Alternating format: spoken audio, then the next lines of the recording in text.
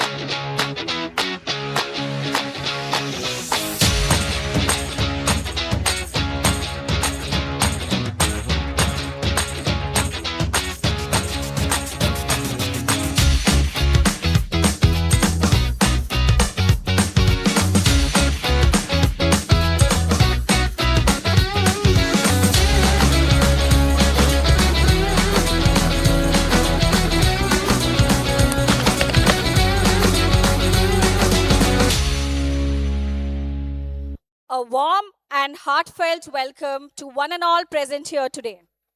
This exciting joint venture brings together the strengths of two leading institutions, L&T Technology Services, one of the world's leading engineering and technology service providers with presence in over 25 countries, and the National Institute of Engineering, NIE, one of India's top and prestigious engineering colleges, known for excellent faculty, strong infrastructure, and a distinguished alumni network.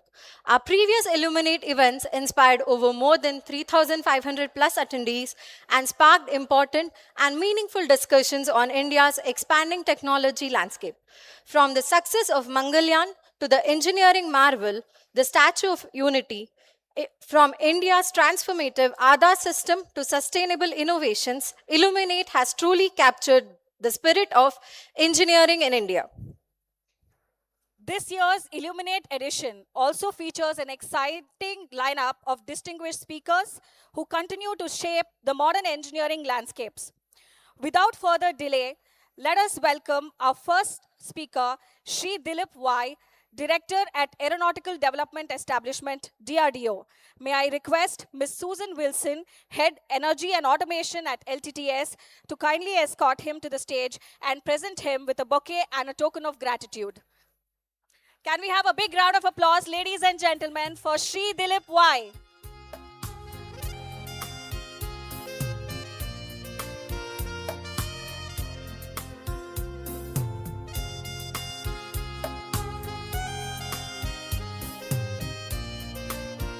We request the applause to continue for our dignitaries.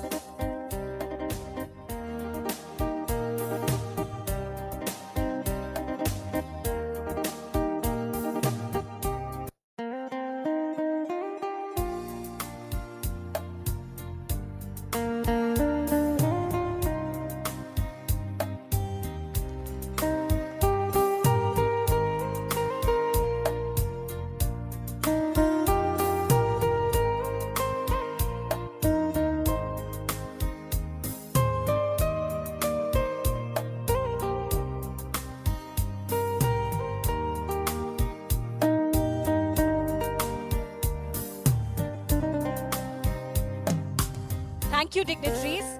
I request both of you to kindly remain standing on the stage as we invite our next guest. It is my privilege to welcome our next speaker, Professor Navakanta Bhat, Dean of Division of Interdisciplinary Sciences and Professor at the Center of Nanoscience and Engineering, IISc. May I invite Dr. Vidyaraj, Professor NIE, to escort him to the stage and present him with a bouquet and token of gratitude. Ladies and gentlemen, please welcome him with a warm round of applause.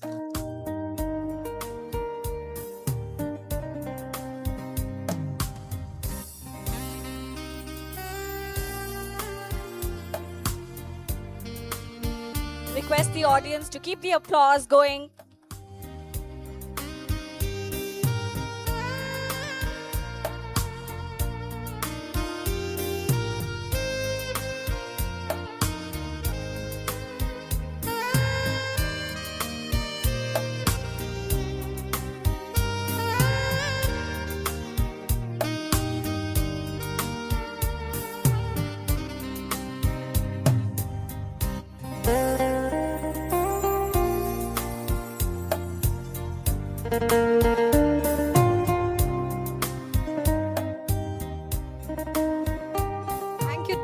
Thank you, dignitaries. Please remain on the stage for a moment. Now we proceed to formally inaugurate Illuminate 4.0, a celebration of how technology touches our lives and work. We mark the beginning of the special occasion by upholding our tradition of lighting the lamp, a symbol of knowledge, positivity, and new beginnings. May I request the dignitaries to do the honors.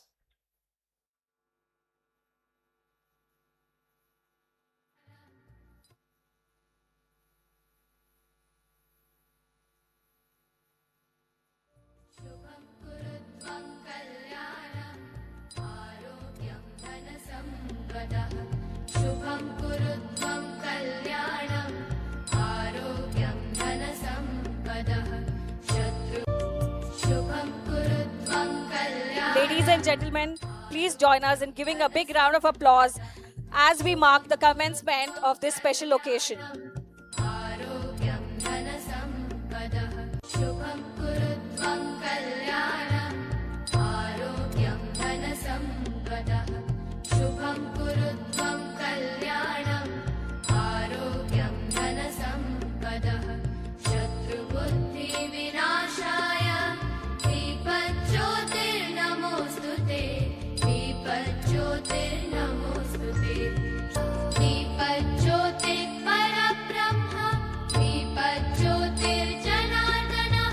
Thank you all.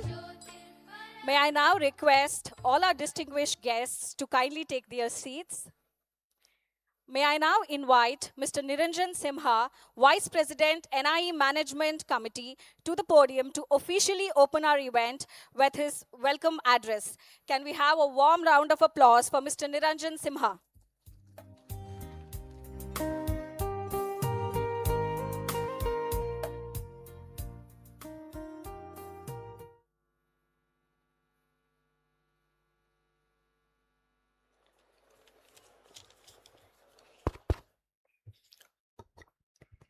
A very good morning to all of you. No, I didn't hear it. Can we have it once again? Very good morning to all of you. Well, as introduced, I am Niranjan Simha. I am the Vice President of National Institute of Engineering Society. It is with profound honor, immense pride, and heartfelt gratitude that I extend a very warm and respectful welcome to our distinguished guests, eminent speakers, respected dignitaries, industry stalwarts, academicians, members of the media, my dear students, and esteemed guests gathered here. We are privileged to host the 4th edition of Illuminate 4.0, a visionary industry academia initiative jointly presented by L&T Technology Services Limited and the National Institute of Engineering, Mysuru. Two institutes united by a shared commitment to engineering excellence, innovation, and most importantly, nation building. Just to share with you, NIE is recognized as a Technology Business Incubator under Karnataka TBI 2.0 initiative. The initiative was launched to promote research, innovation and startups activity beyond Bangalore as part of the state's Beyond Bangalore vision. 11 new TBAs have been approved. Out of this, the only one in Mysuru region or district is with NIE. TBA plays a vital role in bridging the gap between research and communication and commercialization by supporting early stage startups during their most critical phases through infrastructure, mentoring, funding access, and end of it, market linkages. So the complete chain is provided by TBI. With the support of TBI, LTTS, and everyone, we can really create miracles and create world-class facilities that drive innovation and commercialization in critical sectors. Today's theme, perspective in frontier technologies, reflect our shared commitments to explore transformative innovations from nanosciences and nanoelectronics to advanced aeronautics and AI-driven engineering solutions. This platform stands as a testament to the power of collaboration between industry and academia in shaping the future of technology. We are deeply honored to host two of India's most distinguished scientific leaders, Professor Navakanta Bhat, Dean Division of Interdisciplinary Sciences and Professor at CeNSE, IISc. A big round of applause for him. And Shri Y. Dilip, Director of AD DRDO. Another round of applause, please. Their pioneer work in deep tech, nanoelectronics, autonomous systems, and applied engineering solutions continue to inspire the next generations of innovators. Your gracious presence here, sirs, elevate this occasion and inspire every young man gathered here today. We are also privileged to have Mr. Ashish Khushu, CTO of L&T Technology Services, who will moderate the fireside chat exploring AI embedded solutions. A round of applause, please. In addition to embedded solutions, the rise of frontier technologies, the evolution of engineering intelligence, and how they transform industries across will be the topic of the fireside chats. We have collaborated with LTTS not only for the Illuminate event, but recruitments. We continue to do so, many faculty development and student development programs. Thank you, sir. Illuminate stands more than just a dialogue. Illuminate has always aimed to bridge ideas with action, knowledge with innovation, vision with implementation. As India accelerates towards becoming a global hub for AI-driven engineering solutions, you have all seen what has happened over the last couple of days. Fantastic opportunities around towards becoming a global hub for AI-driven engineering solutions and advanced technology systems and platforms. This is instrumental in shaping through leadership and collaborative action. At a time when technology is evolving at an unprecedented pace, platforms such as this, Illuminate 4, plays a critical role in shaping dialogue around innovation, sustainability, and the progress of the nation. As India aspires to emerge as a global hub for AI-driven engineering and advanced technology solutions, it's collaborations such as this that pave the way forward. Illuminate is not just an event. It is a movement towards purposeful innovation. It represents curiosity, collaboration, and the courage to explore the frontiers of science and engineering. It also encourages our young engineers and researchers to think beyond boundaries and to build solutions that can transform industries and the society at large.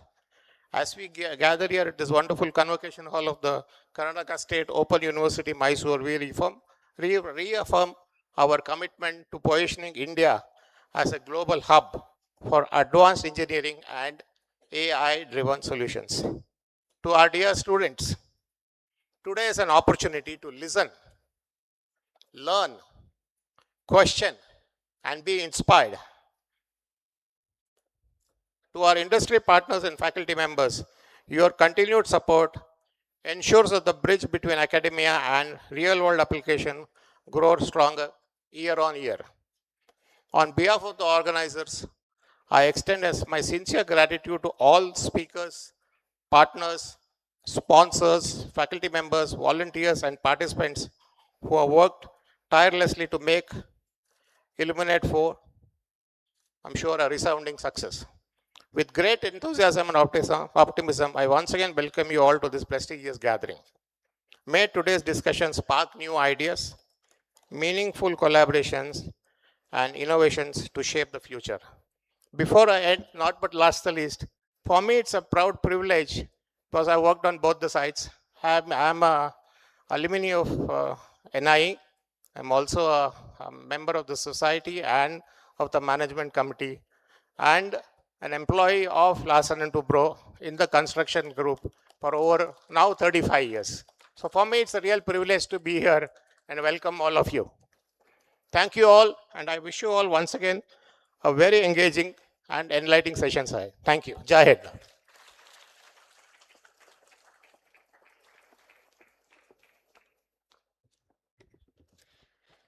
Thank you, Mr. Niranjan Simha, for your warm and insightful words on innovation and technology. And now, without further ado, let us move on to the main segment. May I now request Neha to introduce our first keynote speaker. Thank you, Shalparni. Shri Dilip Y, Director at Aeronautical Development Establishment, DRDO, is a distinguished scientist with over 3 decades of pioneering contributions to aircraft systems engineering, avionics, flight control systems. He is acclaimed for leading the design and development and certification of safety-critical real-time embedded systems, digital flight control computer, air data computers for India's flagship fighter aircraft and variants of Tejas Mk1, 1A, Mk2, and AMCA.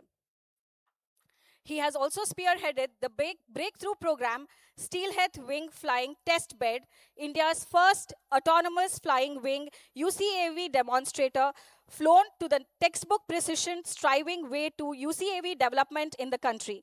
He'll be speaking to us about India's autonomous drones, a game changer. Ladies and gentlemen, it gives me immense pleasure and honor to welcome Shri Dilip on the stage, please.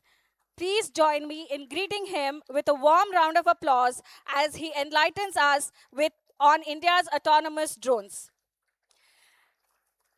Can we have bigger round of applause, please? I'm sure there's a lot of energy in the morning.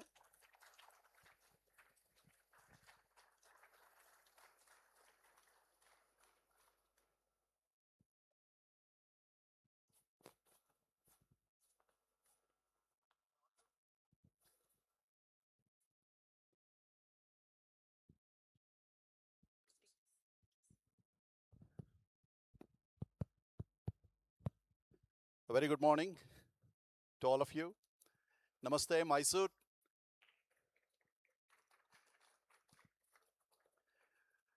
Firstly, I would like to express my sincere thanks to the joint partners, L&T Innovation plus the National Institute of Engineering for inviting me to talk to the audience.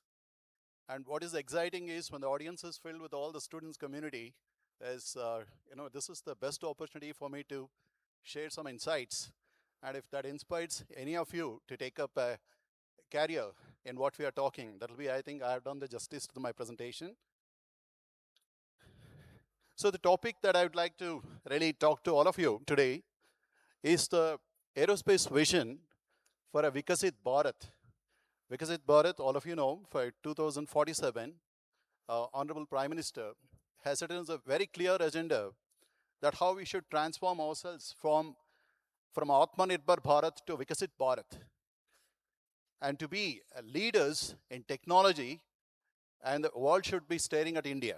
While that is the ambition, what I'm going to share with you today is, if you are ambitious and very, very motivated, and if you have the conviction and the commitment to trespass the challenges, anything can be achieved. And this story is not just merely a statement that over the 3.5 years of decades of my working in the flight control systems, and also today I had an organization where we have 4 verticals. We work on the manned aircraft systems, especially deliver the flight control systems for all the manned aircraft systems, like the Tejas and variants, Mark II, Mark 1, Mark 1A, LCA, and the advanced medium combat aircraft, and the other programs in the anvil. We ourselves are the leaders in the unmanned aerial vehicles, especially for the tri-services. And these are Indian military drones, not the ones which probably many of the other industries are involved in flying for the different parts of the services across the nation. So without much ado, what I would like to really share upon with all of you is, it's not enough to keep actually talking about great climbs that we have done. With the changing scenario, is it enough, or should we need to do something more? So with this background, I'm going to talk about one of the latest accomplishments which I was as a project director, program director. We have accomplished an ambitious goal, which is flashing on the screens today, India's indigenous autonomous flying wing drone.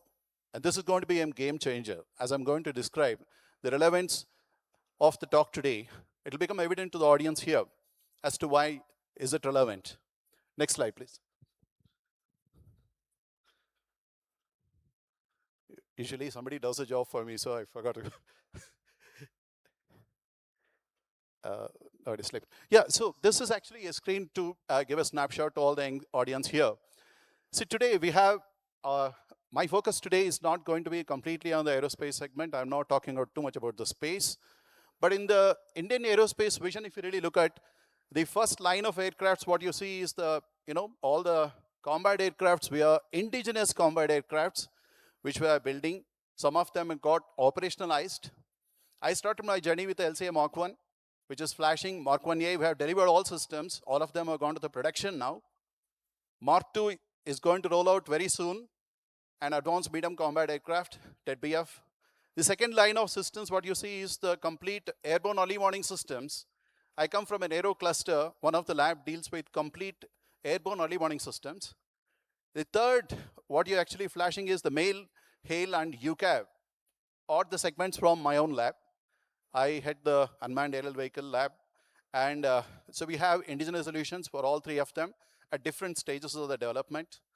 And of course, for completion, I have put the rest of the things, including the last 2 aircrafts, which are basically from, not for the military purposes, though Saras has a variant of, which is going to go for Indian military application. So Hansa and Saras are from our National Aerospace Laboratories. Now, I just want to give a glimpse of how the future battlefield is going to be. It's going to be completely net-centric. All of you are aware there are going to be communication satellites, spy satellites. All the aircrafts are flying. You have 6th generation fighter, 5th generation fighters. There are unmanned bombers. There's a huge communication amongst all of them. Each of them designed and developed with a specific objective in mind to do a deep penetration roles or a suppression of enemy air defense. Well, all of them, and some of them are surveillance birds, which are flying in the air, basically to get the intelligence, give it to the command control center, from where the mission director decides the strategy. So, and this is not the complete depiction of the future battlefield, because what I have depicted is only uncontested. You do not have the adversaries' air defense systems and their own aircraft in the air, which is going to actually flying all the time, looking for an opportunity to shoot down any bird that is flying. So one can imagine the kind of complexity that we are all entering in. So the changing landscape in the air warfare. So it's going to be increasingly complex, contested airspace. So the 4 or 5 things which are highlighted in the bold is what I want every student to read here. To be an enabler and a game changer, we have to address the advanced stealth, the AI integration, hypersonic speeds. We need the 6th generation UCAVs, which are envisioned to achieve the hypersonic speeds, directed energy weapons, swarms, and loyal wingmen. These are the key enablers for the changing landscape. Here is a slide which quickly gives you a glimpse of what's happening in what's the thought process elsewhere. if you see, US is thinking in terms of next generation air dominance. There is a 6th generation fighter, which is actually surrounding it is the complete collaborative combat aircraft systems, autonomous drones, and advanced sensors and network technologies, and open architecture for rapid upgrades. So this is what their thought process to have the air dominance in future. Much similar is also the thought process in the European world. They call it as future combat aircraft system, where again there is a next generation fighter, which is primarily a 6th generation manned aircraft. And of course, surrounded by remote carrier vehicles, which are unmanned combat drones, which are waiting for instructions from the 6th generation fighter to accomplish the given target or the given objective. And this is going to be the kind of a scenario. Now, obviously, the thought process that we should all look at is, does India need an integrated Indian combat aerial system? The answer is obviously yes. Let's see how we are working towards this. So far, we have been developing aircrafts, each of them to accomplish a certain mission. The future warfare is not going to be that I have a range of resources. What is more important is the strategy for the deployment. If there are computer science engineers here, you'd appreciate, like say, if you take analogy to playing chess, both the enemy and we ourselves are equipped with all the resources on the, and each one of them has an objective, or it's powerful to some extent. Now, how do we achieve definite advantage over the enemy, and what strategies do we deploy? So what is important is the technologies. We have to think from the perspective of a mission commander, and he would look for that, what is its thought process? He needs cost-effective, secure, flexible, dynamic mission planning and execution, vertical, horizontal, tactical integration. Basically, the manned and unmanned system should be working in a collaborative mode. He needs combat deception and counterintelligence, which are to be provided, enabled by the stealth aircrafts, swarming capability, and electromagnetic spectrum maneuvers using the jam-resistant, jamming, spoofing, distract, saturate, real-time data-driven decision support. And this is where AI/ML-enabled unmanned aerial systems come in play. And the resource and logistics optimization for a quick replenishment of and just-in-time kind of a logistics. So this is the thought process of the mission commander. And we need to gear up to line up to his expectations.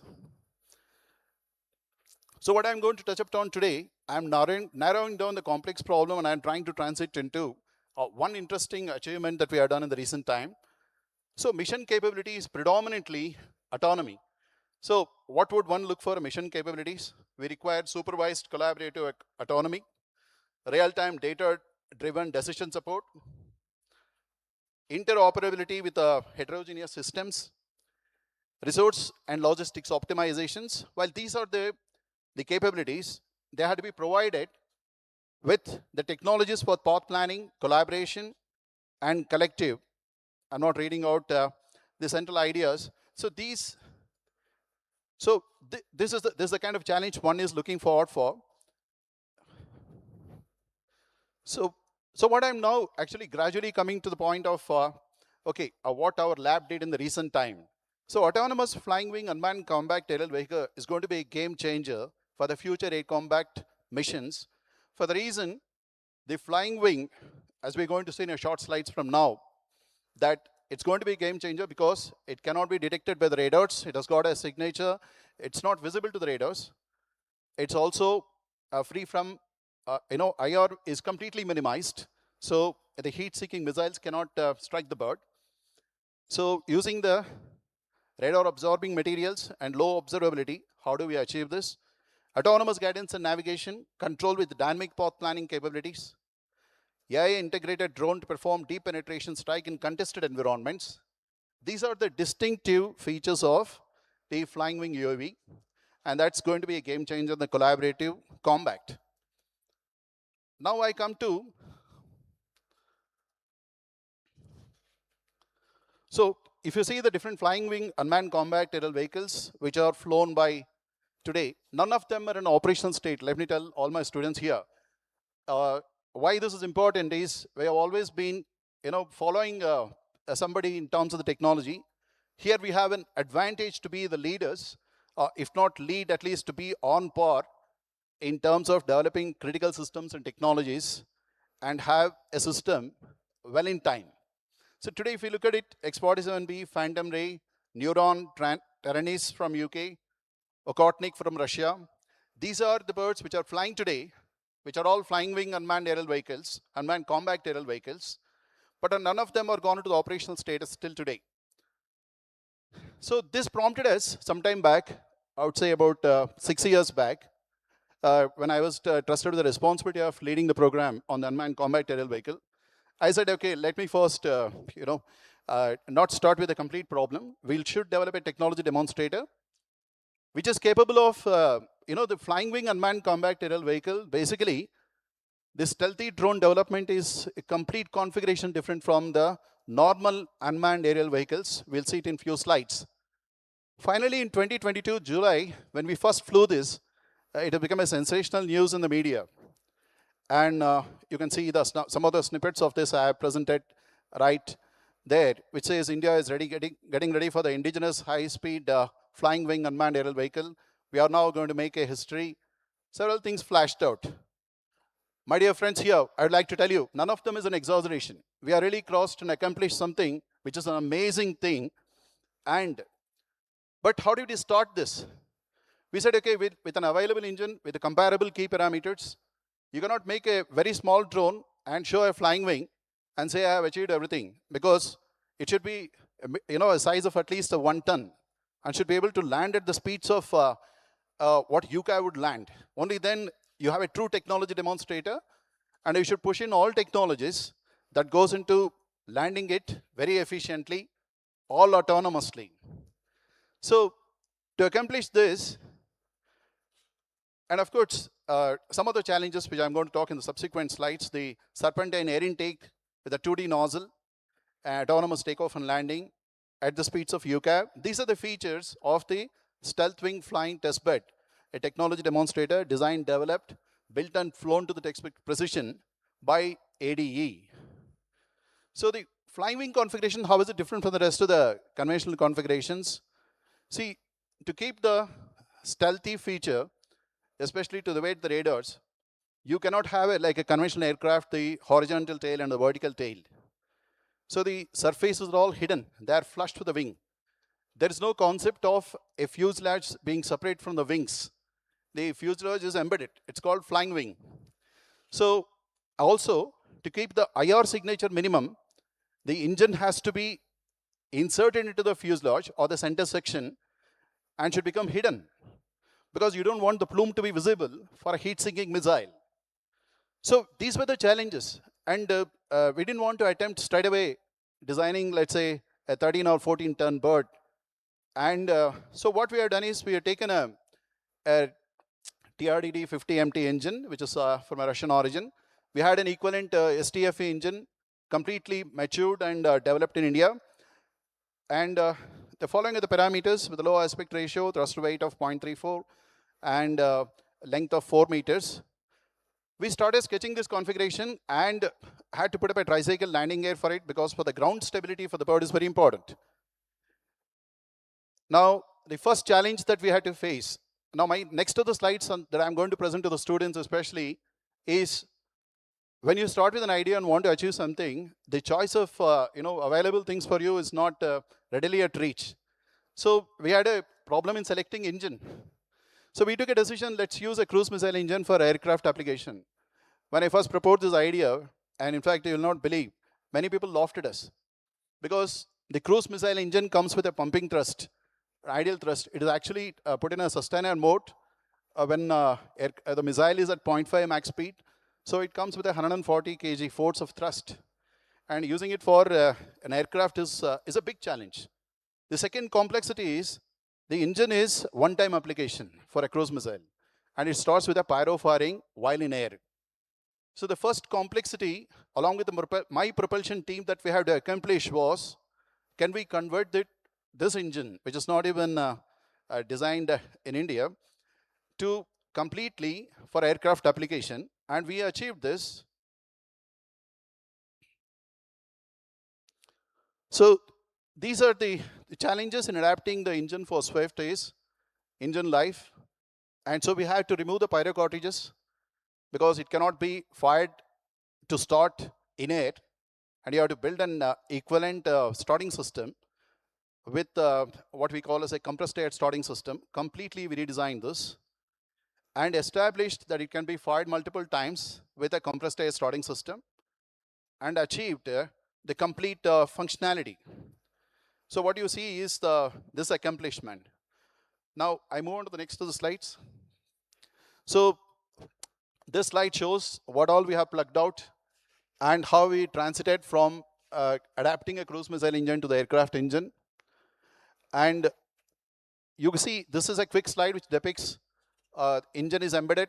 There is an intake section which diverts the flow of the air to the engine, and there is a nozzle. There is a nozzle segment at the tail end, and this has to be part of the aircraft. Now, quickly we went onto the drawing board to develop a digital mock-up unit with all the structural elements that you can see. It has been bifurcated into 5 different parts. You have center wing, nose cone, tail cone, port side and starboard wings. We realized using complete prepregs in-house in NIE. And aerodynamic characterization through CFD was accomplished. We went on to different tunnels, all the 3 tunnels in India, which is at low speed tunnel at IISc. We have gone to the NAL tunnel, IIT Kanpur. And then of course we have done the fusion of the data along with the CFD to generate the complete aero data set, which is what goes to the structural designers and the propulsion guys and also the control guys. From here, we have taken an engine, gone to the test bed and evaluated in 5 different configurations. The engine in its bare configuration 1 is a variable throttle engine directly on the test bed. Second is the engine with a nozzle. Third is engine with a intake.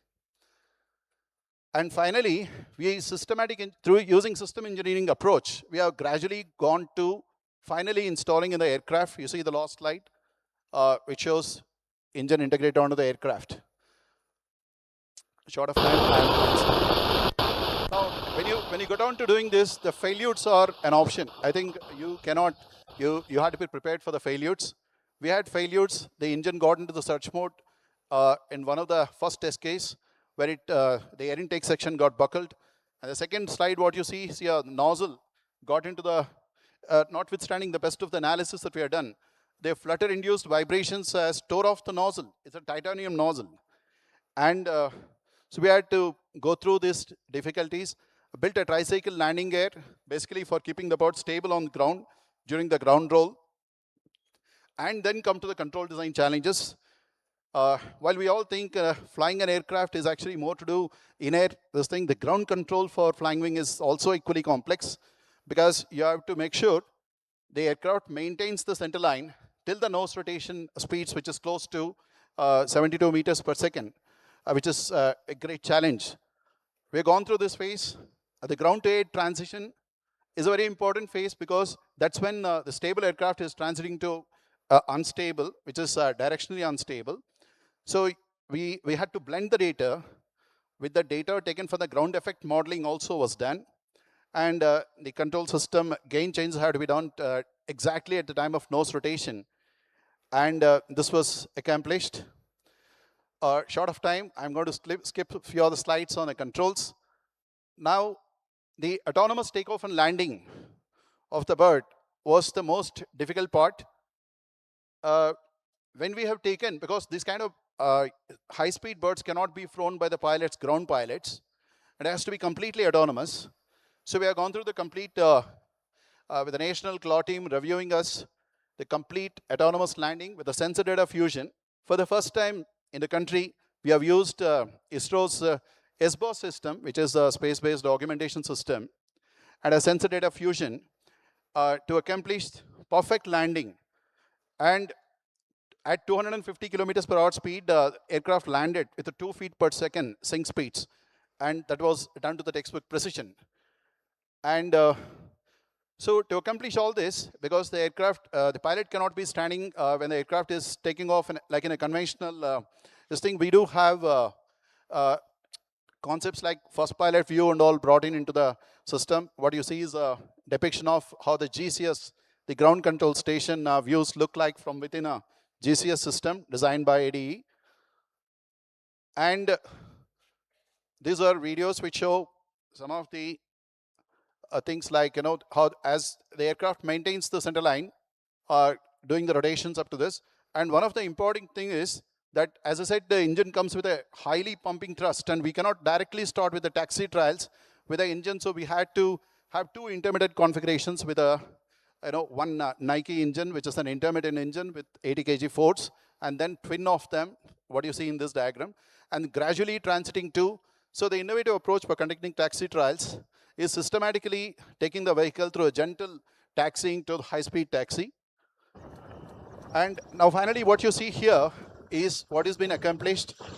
And though I said it's a directionally unstable bird, for the first of the flight, we had used a vertical tail. Immediately after that, we had the final flight without even the tail. You can see the difference between the two is the no tail here. This is a gradual progression. So progressively, a statically stable directional stability added by vertical tail, and then slowly, gradually we removed that stuff and achieved the complete thing on perfect controls. Now, with these achievements today, the lab is heading towards what you see is unmanned combat aerial vehicle, and this is going to be with the Kaveri derivative engine. One of the ambitions that we had is that years of effort put on Kaveri engine, we want to put back onto the unmanned combat aerial vehicle. And what you see is the Kaveri engine here. And this is the engine going to power the India's unmanned combat aerial vehicle. And we have more or less completed the design part of it.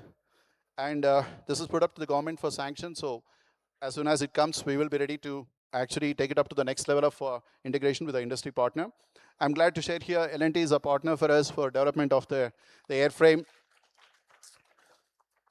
So, and with these ideas, I have two more slides to go before I conclude my session. So, then of course, after having shown some excitement in the technology demonstrator, there were certain things like, what could be the ideas to put quickly some operational birds for, kamikaze variants. These are some industry ideas where we are mentoring some of them to achieve low speed, but with a complete effectiveness, and can be produced in a very low cost. The two variants which are working, with each of them, you can see they can go up to 300 kg with a 0.6 Mach. These are not the small drones that we are talking about, and can actually do a deep penetration, and also can be carrying a warhead on them, and can do quite a substantial role. And this is actually all the need after the Ops Sindoor. One has to actually start developing systems which are not only size, weight, and power optimized, they must be cost optimized. Otherwise, we are not in the game. So, and so ADE now we are working on the topic called high-speed attritable systems. So one of the word what you're seeing flying is actually, though it's actually shown flying on with a landing gear system, in its final configuration, it will not have the landing gear, because and it will be actually launched using a pneumatic launcher. And a multiple of them can be launched to put into swarm drones. See, multiple aircrafts, UCAVs, flying into the enemy territory can do an intense damage. They can also confuse the air defense systems. So one of the adapted strategies these days is to fly in numbers and saturate the air defense. So these are elemental work in that direction. The second slide is to evaluate the swarm algorithms. We have a slow speed, aerial SLM MAVs, we call them as swarm capable loitering munitions. These are also developed. What is very important, this is my last slide. After this, I'm going to conclude. Now, what is very important is when we have so many ideas to go through, and we should be sure that when I deploy with the resources, I'm going to achieve the mission success. Now, this is very difficult to analytically explain to anybody. So what we are now doing is, in the lab, we are working on a high fidelity simulator where we are going to have the inventory of all the aircrafts, what the services they can put them on. Because it is, by the way, we are the excellence in developing the flight simulators. We have deployed operational FSIM in the sense, we have a division which is dedicated on developing the flight mission simulators, full mission simulators, and also UAV simulators.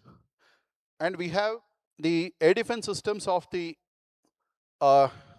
tactical control station, which is depicting the scenario similar to what the adversaries have.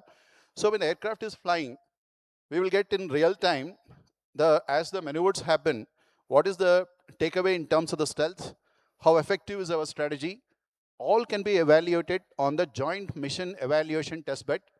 This is going to be futuristic because, as you know, all these aircrafts, what I am talking about, before they even certify for clearance and flying, they have to be cleared by Semilac and DGAQA. So we have to show that the capability of the bird and the number of birds in formation can effectively achieve the mission effectiveness, and that requires high fidelity simulators in development. So this activity is currently in a progress. This is a place where I think a lot of young students who are here can think of every bit of engineering discipline is what goes into making an aircraft. So you have huge opportunities on attempting to do any of the work in the direction. With this, I would like to thank you for patient hearing, patient listening to my talk. In conclusion, I just want to mention to you that you have the conviction and commitment and the passion and perseverance. Anything that one aspires to achieve is definitely possible. I'm not a great guy. I'm one among you, and one of like you. We started the career, and we now today, I see the most impossibility. In fact, when I joined in 91, I never imagined that the aircraft on which I am going to work will soon fly. But that became a reality. And when you start working with the people and the systems and technologies, your confidence level grows. And after some time, the attitude builds up and the confidence level grows. It's good. And that's when you start actually seeing that everything that you attempt to conceive can actually be put into the reality. And that's my message to all the young audience here. Thank you. Thank you once again. Jai Hind.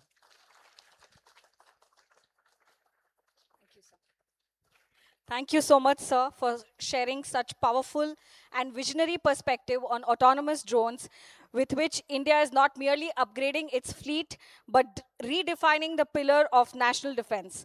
Ladies and gentlemen, let us show our appreciation and gratitude with a resounding round of applause to this mastermind. Thank you, sir. Thank you. So may I request you to kindly take your seat? Thank you so much.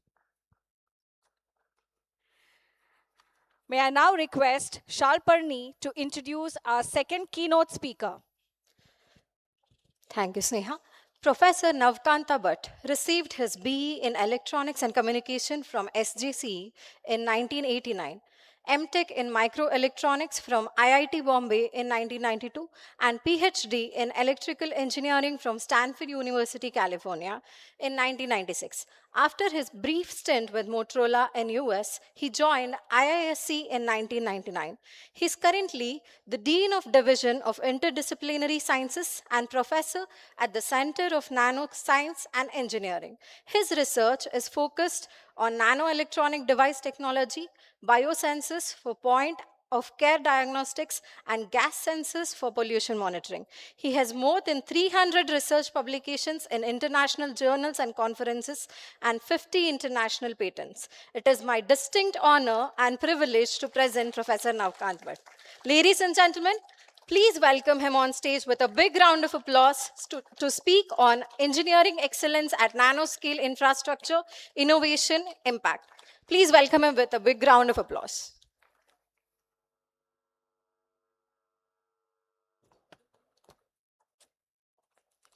have a slide change.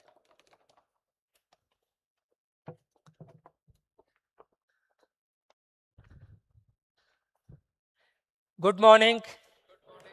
Am I audible back there? Great. Namaskara. It's indeed a pleasure to be here. Particularly because my journey in engineering started in this very famous city of Mysuru. As it was pointed out, I did my engineering in Mysuru, and it's been long journey since then.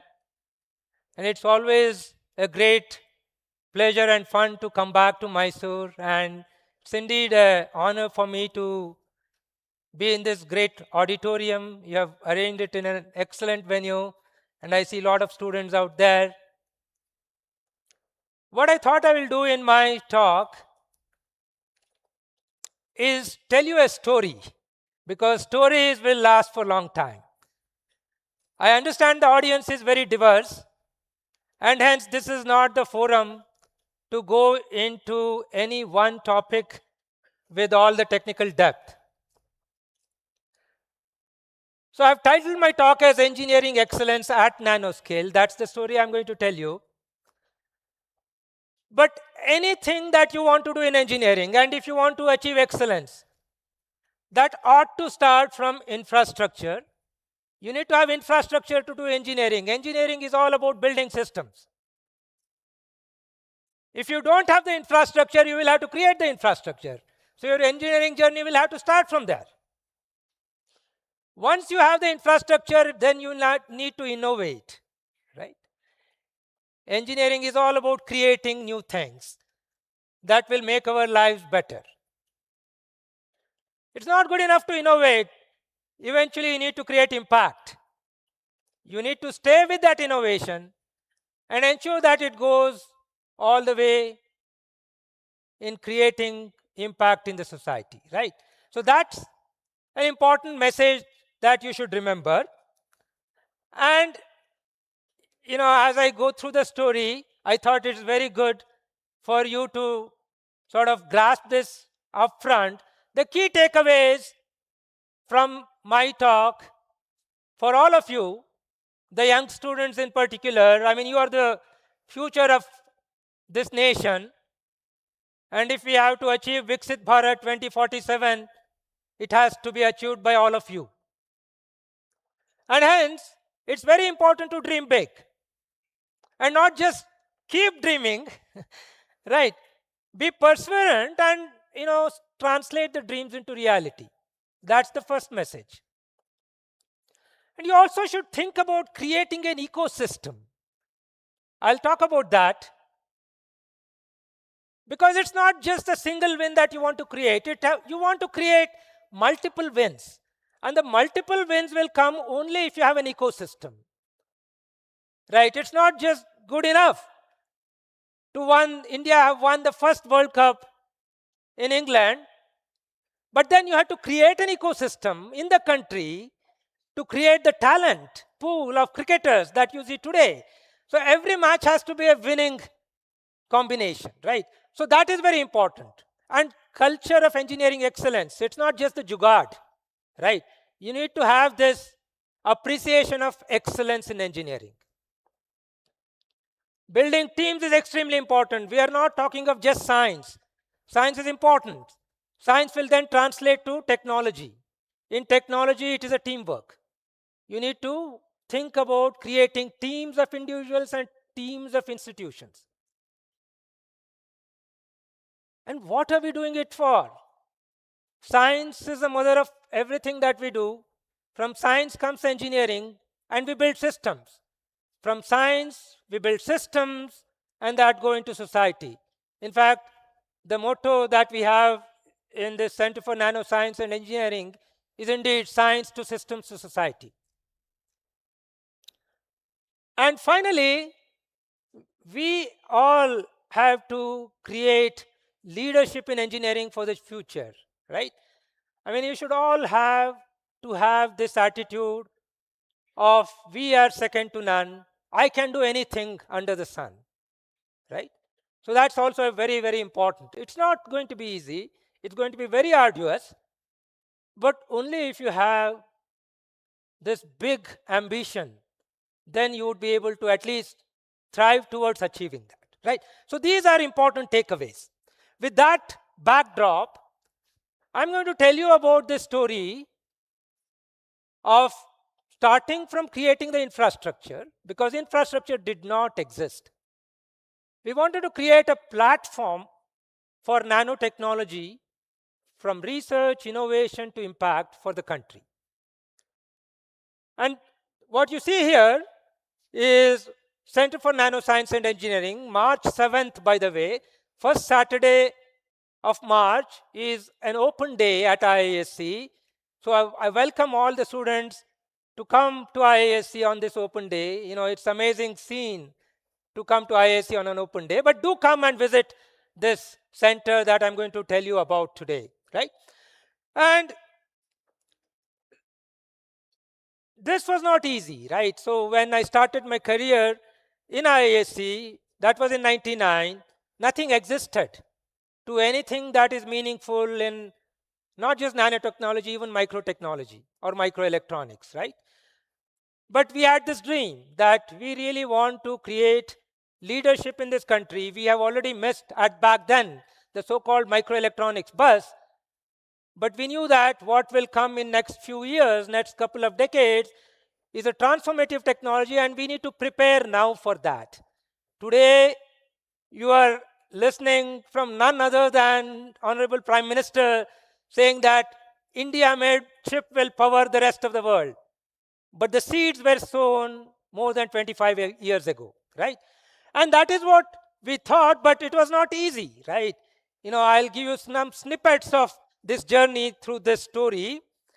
But to cut the long story short, with a lot of planning, lot of hard work, in the year 2011, we created this engineering marvel, if you will.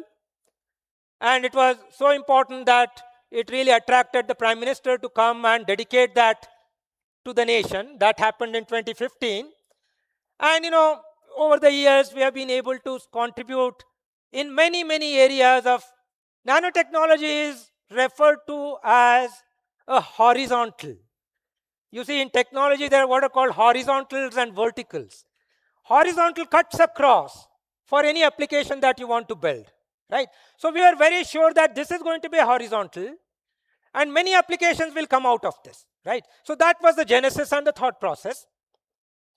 And, you know, when we had to create something like this, right? You know, this was what you see here in this video is a 14,000 square feet clean room facility, you know, which has been benchmarked with the best university facilities in the world. Proud to say that it is among the top 10 such facilities in the world. But when we wanted to create that, even creating the civil structure was a daunting task, because we approached many civil architects, the top engineer talent. They did not know how to design a building for nanotechnology lab. And guess what? We had to do the homework. In fact, when we were explaining this to the Prime Minister, and he said, "Aap technology chhod ke building banane mein lag gaye." That was his comment, because this had to be designed for what is called a vibration classification E. There is A, B, C, D, E. E is the highest classification. What it means is that the building should be such that the ground vibrations over a large frequency range from sub 1 hertz all the way to kilohertz range should be less than micrometer. Less than micrometer. That's the kind of specification. So how would one create that, right? So we had to sort of educate the civil architects saying that, look, this is how this could be created. But then how do you validate? You know, this is why I'm saying engineering is not one discipline. Although I was trained as electronics engineer, I had to really get into all these other things as well. At the end of the day, when you build a system, it's really multidisciplinary. The previous speaker essentially mentioned, you know, cutting the silos and breaking the silos. That's extremely important in building an engineering system. So to validate that, we had to use what are called micro-G accelerometers. What is micro-G? Earth's gravitational force, acceleration to do that is g, which is 9.8 meter per second, right? Now, micro g is a millionth of that, right? So that is the kind of sensitive accelerometers that we had to use to really even to validate that building has been constructed to that kind of a specification.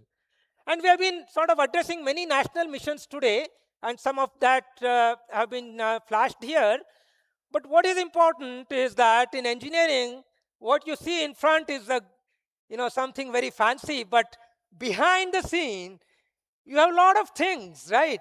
For example, this is what is called a utility infrastructure. Almost an industrial scale utility infrastructure had to be created to support that big clean room, right? It's about 25,000 square feet of industrial scale utility infrastructure. This is the only such facility which is ISO standard classified, right? So this has been certified by ISO. And you have tons of utilities here. You have what is called a deionized water. This water is so pure that you don't want to drink it, right? Because all ions and electrolytes have been taken out of that water.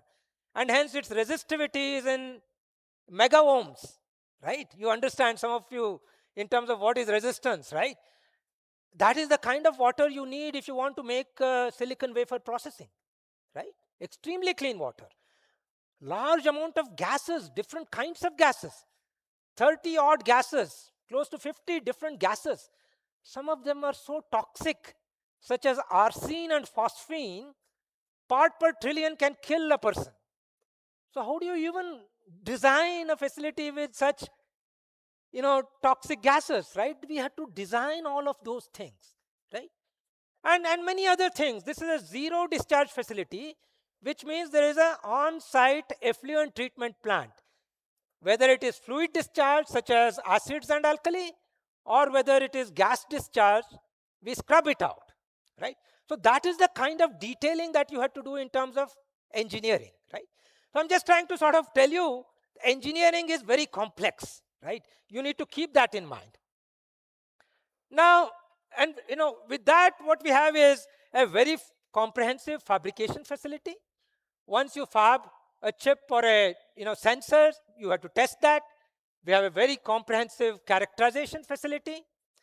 And once you have that, then you need to build a system around that. For that, we have a very comprehensive packaging and system electronics facility. So all of that is under one roof. So this is what I think is very hard to see, not just in India, but anywhere else in the world. I'll come to that, the perception impact towards the end. And this has been commented by many top university people or even industry people who have come, that something like this they have never seen, right? And this happened because we were able to put together a team of interdisciplinary faculty. And we had a very big ambition. We did not want to cut any corner. And we wanted to create something that is not just best in India, but the best in the world, right? So that is the kind of ambition that you need to have. Now, and just to tell you, right, over the years, to set up this facility, lot of capex has gone in, but none of them was handed over to us. For every rupee, we had to prepare proposals. We had to go to many organizations, government and private, and convince them that something like this is required. And if this facility is here, we will deliver this to you, right? And now what? Guess what? You can create something, you can reach the top, but staying at the top is even more difficult, right? To run this facility, our annual cost, we say just to keep lights on is 50 crores. That is just the annual cost, right? This is the kind of facility that we have, and I'll come to that. And we said, if we are creating something like this should not be just IISc property. This should be available to anybody in the country, right? And that is what I mean by culture, right? Because at the end of the day, if your aim is not for you to become great, for the country to become great, you need to create an ecosystem. And you need to build that culture, right? And just some numbers, you would be surprised.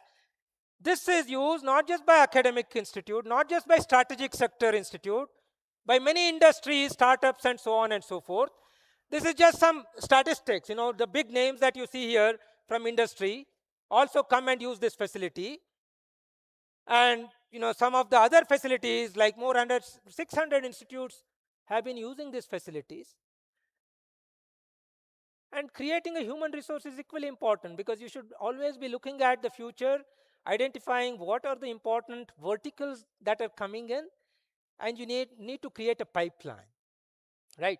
So hence we have defined a few verticals, applications, which includes solar cells. There's a lot of work that happens. I'll give you some examples. Quantum technology. We are building another big fab now for creating quantum computer chips, right? We are recognized today as thematic hub for the country for quantum computation. Biological interface, I'll give some examples on that. That is going to be a very big application for electronics going forward. Healthcare and biology. Sensors, photonics and lasers. Rather than using electrons for your storage and information processing, what if you use photons, right? That's a holy grail, right? Compound semiconductors, brain-inspired computing. I'll give you some examples on that. Just one example, we are relatively new department in IISc, but if you look at the innovation quotient, right, we are the department with largest number of patents coming out, right? And not just that, we are not just sitting in an ivory tower as a researcher and publishing papers. We are very conscious about the so-called TRL metric. TRL for engineering students stands for technology readiness level. TRL can go from 1 to 9 or 1 to 10, depending on different definition. Let's say 1 to 10. Academia is often at 1 to 4, right? That is early discovery and proof of concept. Industry is at 9 and 10, which is you have manufacturing and products going to customers. But there is what is called a gray area, which is TRL 6, 7, 8, which is often called valley of death. Because academia says, I'm happy where I am. Industry says, oh, I don't want to put my effort. Let somebody give it to me. I only want a prepared product, right? So who will bridge that valley of death? We are very conscious about that, and we have been working on that very, very consciously. Everything that we do, we have ascribed a TRL level for that. We have pipeline of technology at different level. TRL 1 to 4, of course, I'm not showing that because that's part of academia anyway. But we are looking at 5, 6, 7, 8, 9, all the way. Many products which have come out of all this effort. Give you some examples. Strategic sector, Sri Dinesh talked about that. We have been working very closely with many strategic sector labs and agencies, be it DRDO, be it ISRO, be it Department of Atomic Energy, right? Now, what has happened because of that? We have bridged that valley of death. This is one example, what is called a MEMS pressure sensor. This is an embargoed item. Even if you are willing to pay it through your nose, you cannot get it. So HL approached us about 10 years ago, 10, 15 years ago, that they want this. They used to get the pressure sensor from France, but they have blocked it, right? So we started working on it. What you see here is a die or a silicon chip, which is actually a MEMS pressure sensor. But we did not stay there. If we had stayed there, this would not see the light of the day. We took it forward, built a package, built an electronics, so much so, this whole subassembly that you see, which is, steel, substructure with electron beam welding and so on and so forth, all of that was done in that facility I showed you, right? The entire cycle, right? And not just that, reliability tested for millions of cycles for the stringent aerospace specification, and In fact, today it's flying on Chetak and many other helicopters, right? And this has been transferred to a startup, and now the startup is actually, selling it in, quantities, right? Many other, for ISRO also, these are different kinds of sensors. We have delivered many such sensors for ISRO. And our devices have flown on ISRO missions. This is a gyroscope which has flown on an ISRO mission, just to tell you that they are very robust in terms of the reliability. Gas sensors. In the launch vehicle site, Sriharikota, they store a large number of gases. Very catastrophic, even a small leakage, right? So we have been able to develop the gas sensors, again from idea all the way to a product, which has been deployed. Newer threads, gallium nitride is going to be the next big thing beyond silicon, right? We took that challenge and we actually developed the materials technology to begin with, because gallium nitride is a completely new material, unlike silicon. From materials to the devices to the packaging to building a complete electrical system, such as a DC-DC converter. Again, we had to put together a team of experts and be able to deliver that, right? This is one other example. Workforce development is equally important. So, many of our students have gone on to become entrepreneurs. This is a message that I want to convey to you. You have a great opportunity today in India to become entrepreneurs and hence job creators, not job seekers, right? So this is again a very good success story that has come out. And more than that, we have reached out to rest of the country through a program called Indian Nanoelectronics Users Program.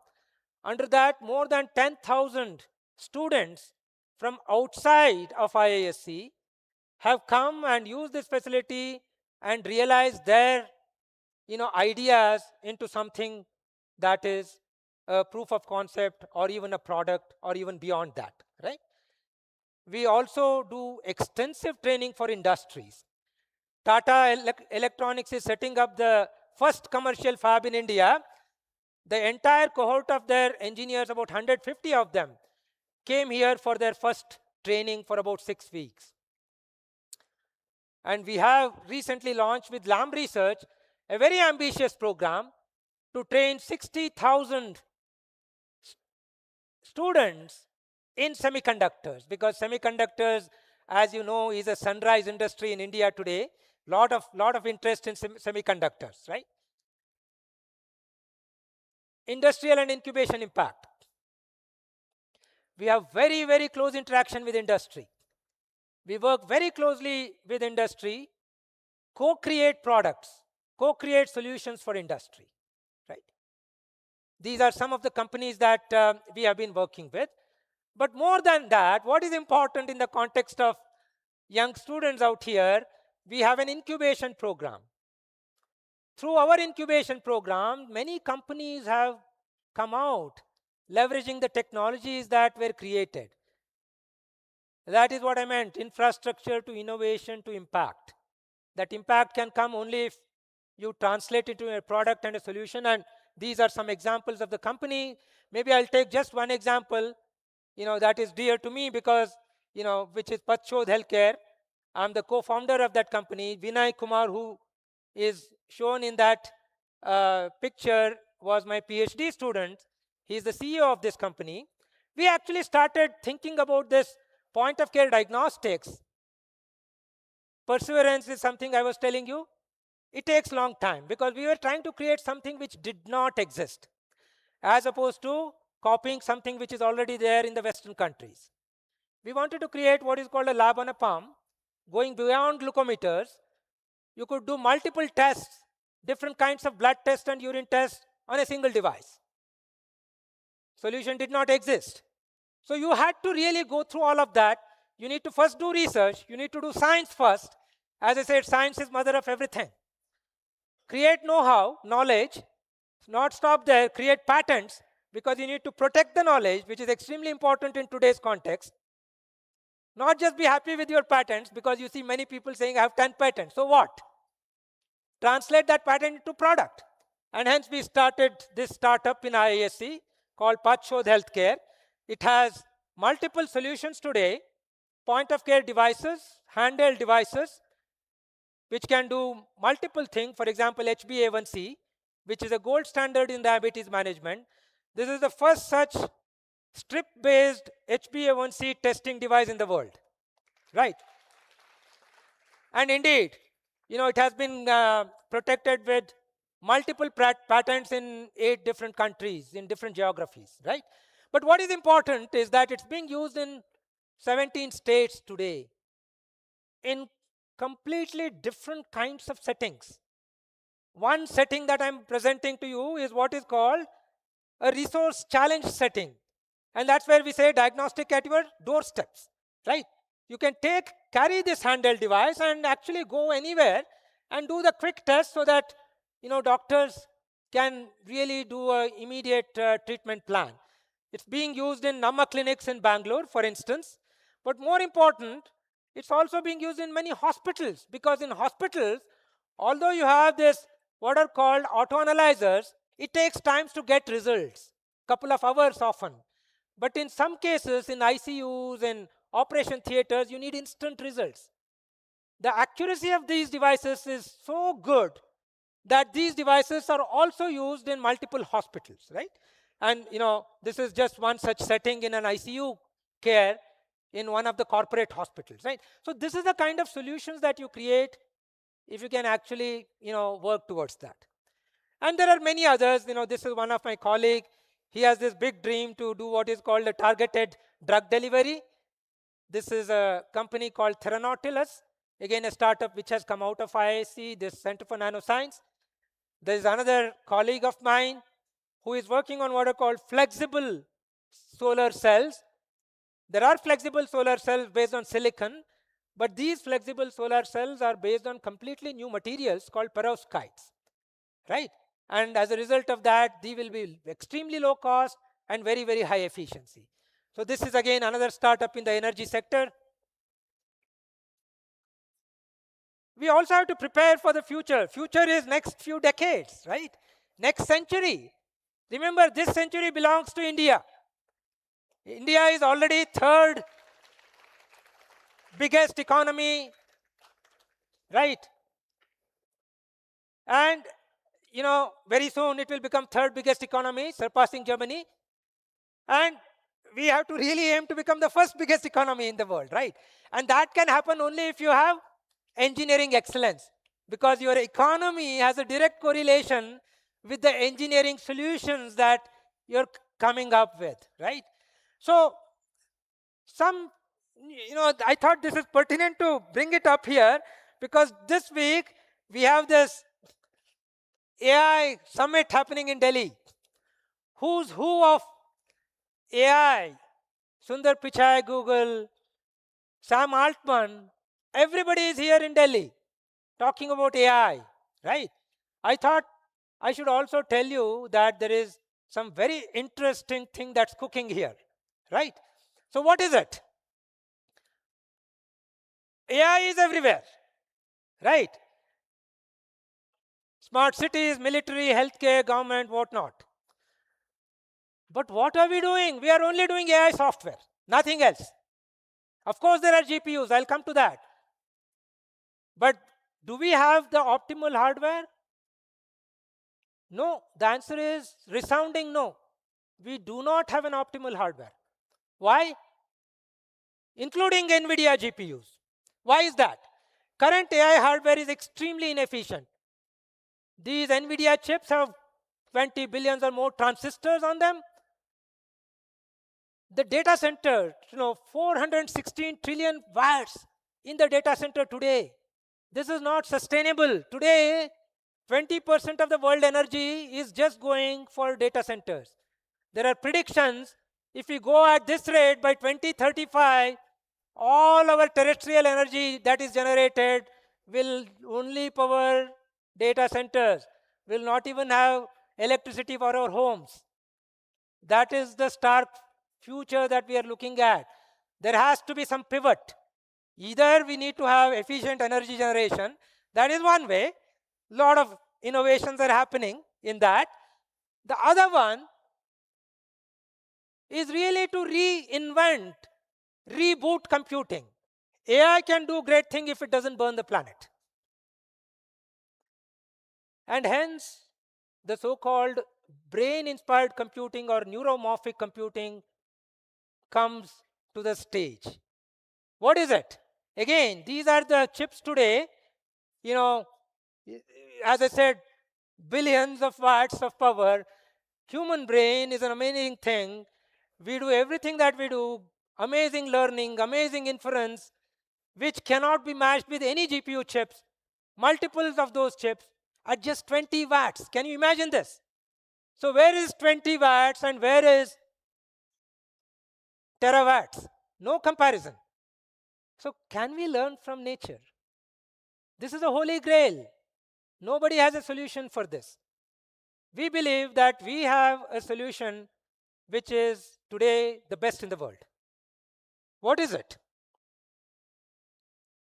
We recently published this last 24 September in Nature, what is called a dot product engine. Vector matrix multiplications are behind every AI job that you do. You have lots of weights, training weights. Those weights have to be multiplied with the activations that are presented to your neural net model, right? And these multiplications are power hungry. That's number one. And we are still using what is called a von Neumann compute paradigm, a very inefficient paradigm for learning and inference. It's okay for what is called a precision computing. The notion of this paradigm is that we have a processing unit, which could be CPU, GPU, tensor processing unit. Today, there is something called LPU, learning processing unit. And there is storage, memory. These are two distinct entities. Data shuttles back and forth. This is an extremely inefficient paradigm. And that is why that terawatts of power consumption. Contrast that with brain. It's called in-memory computing. Memory and processing happens exactly at the same location. So can we do in-memory computing? Number one.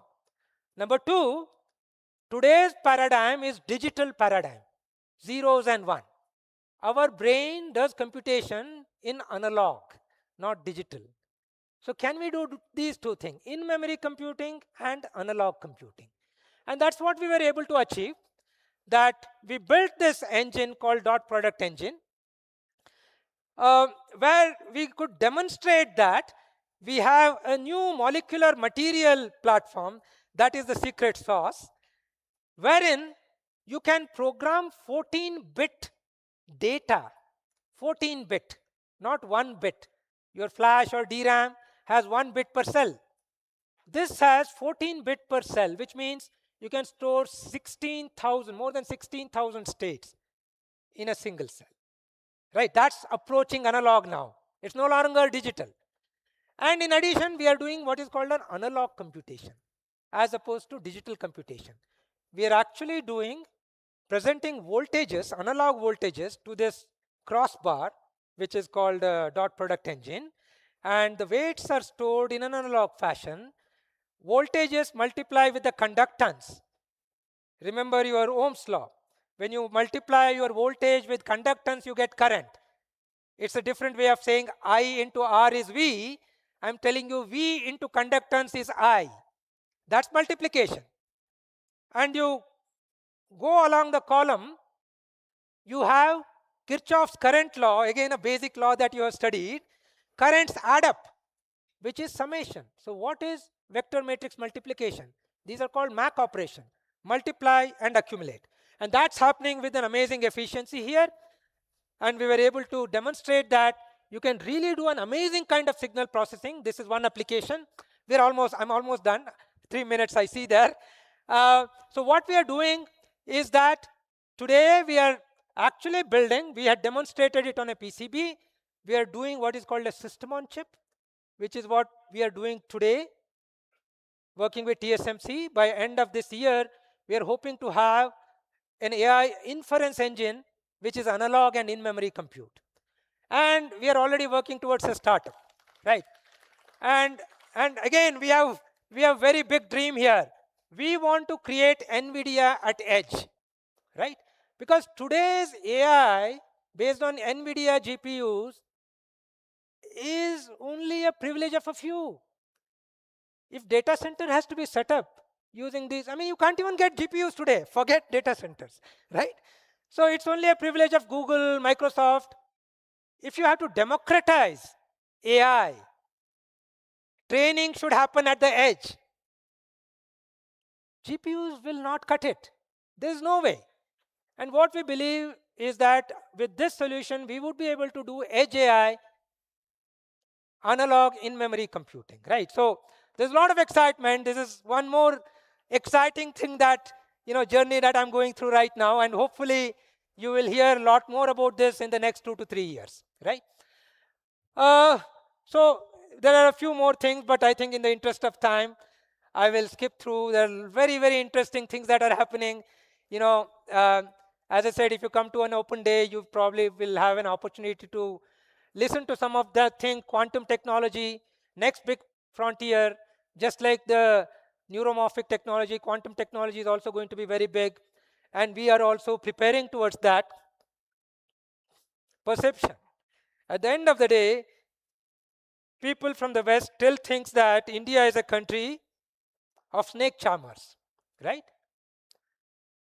And believe it or not, we had top delegations come to visit this facility, and after going through, they go, ah. And often with these delegations, there are also Indians who have settled there, and they sort of stay back when they are done with the visit, and they said, oh, this has really been amazing. You have helped us raise our image, right? Perception is extremely important. Students, I want to tell you, this is very important. I think we need to communicate to the rest of the world that we are as high-tech as any other geography in the world, right? And like there are many examples I can give, but I thought I'll just give one example. When G20 summit happened, right? This is, a big thing that happened recently. The government of India scouted all around the country to figure out where they should create a deep tech, a meeting venue. And they actually, because the finance ministers meeting of G20 was happening in India, right? And this center was chosen as the venue, and we were fortunate to host all these finance ministers from many, many places. But just talking about that, earlier this month we had the pleasure of having German Chancellor visit us, and he said, oh, and many, many CEOs along with him. There was a big delegation. Again, Siemens CEO, all these big companies, Airbus, and many, many others, right? I mean, they said, oh, this is amazing. We want to start collaborating with Indian deep tech, entities, not just academia, but also companies, right? So that perception is extremely important. And that's why we are going out of our way. We have actually curated a training program for any international visitor to come and get trained in this center. So that because these will become our ambassadors, right? Trying to tell, how important it is, to come to India and, look at all of these things. This is my last slide. So our journey began more than 25 years ago. We had this big vision that, we really want to create this horizontal, which will serve many, many verticals. And one of the biggest verticals that we are serving is a semiconductor mission, India semiconductor mission, right? So as I said, we're not happy to just stay in TRL 1 and 4. Work with all the stakeholders, right? That's very important, right? Including, for example, SCL, GETEC, STARK, right? These are different stakeholders in the country. You need to work in a team. And that has now sort of catapulted us, to setting up all these facilities. Very recently, in the so-called PACS consortium, India was not part of it, but India was just inducted very recently, right? You probably read that news yesterday, right? So today, Micron, Tata, CG Power, all these big fabs are happening because this journey we started in consultation with the government, talking to the government, even sort of helping create the mission document and so on and so forth, right?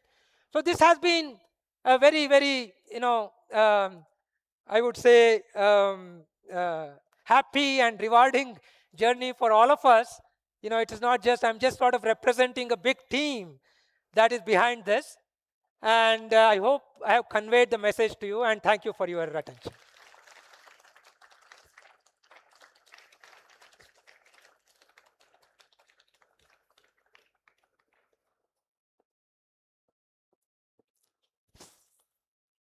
Wasn't that exciting? Thank you, sir, for an inspiring and thought-provoking session. Your passion and depth of knowledge in nanoscience and engineering are truly remarkable. We sincerely appreciate your presence and insights. Ladies and gentlemen, can we have a huge round of applause for Professor Navakanta? Sir, may I request you to kindly stay on stage as we proceed for panel discussion.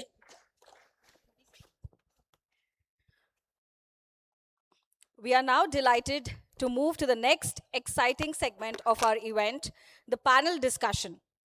It is with our distinguished speakers. Following the powerful presentation we have heard, I'm sure the room is buzzing with questions and ideas. Stay tuned as we will have the Q&A session towards the end, giving everyone a chance to participate. What an incredible atmosphere with, I think, 2,500 plus audience. And every year, the audience always motivates us to come bigger. Thank you so much for being with us. Let us carry this energy into our panel discussion. Let us welcome our esteemed guests to the stage, Professor Navakanta Bhat, Shri Dilip Y, and Mr. Ashish Khushu, Chief Technology Officer at LTTS, who will be moderating this exciting fireside chat.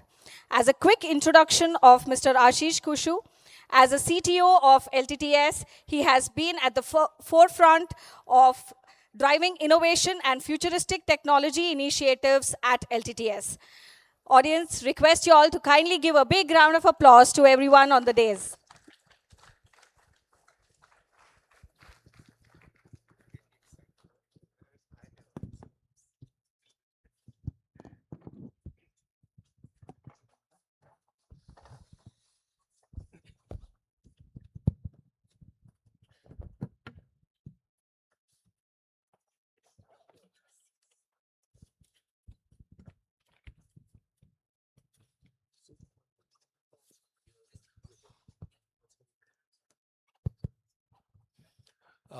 Good morning to everybody.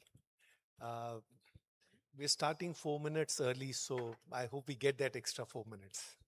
It'll be very nice to get more insights from two very distinguished people that we have here.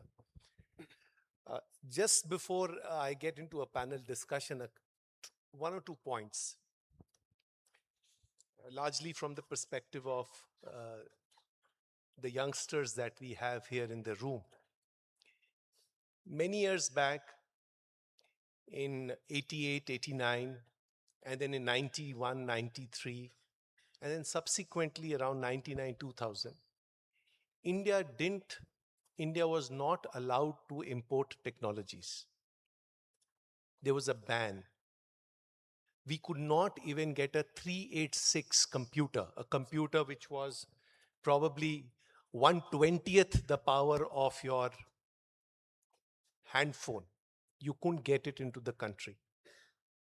You had to file an application with US Department of Commerce, which ran into nothing less than about 120 odd pages.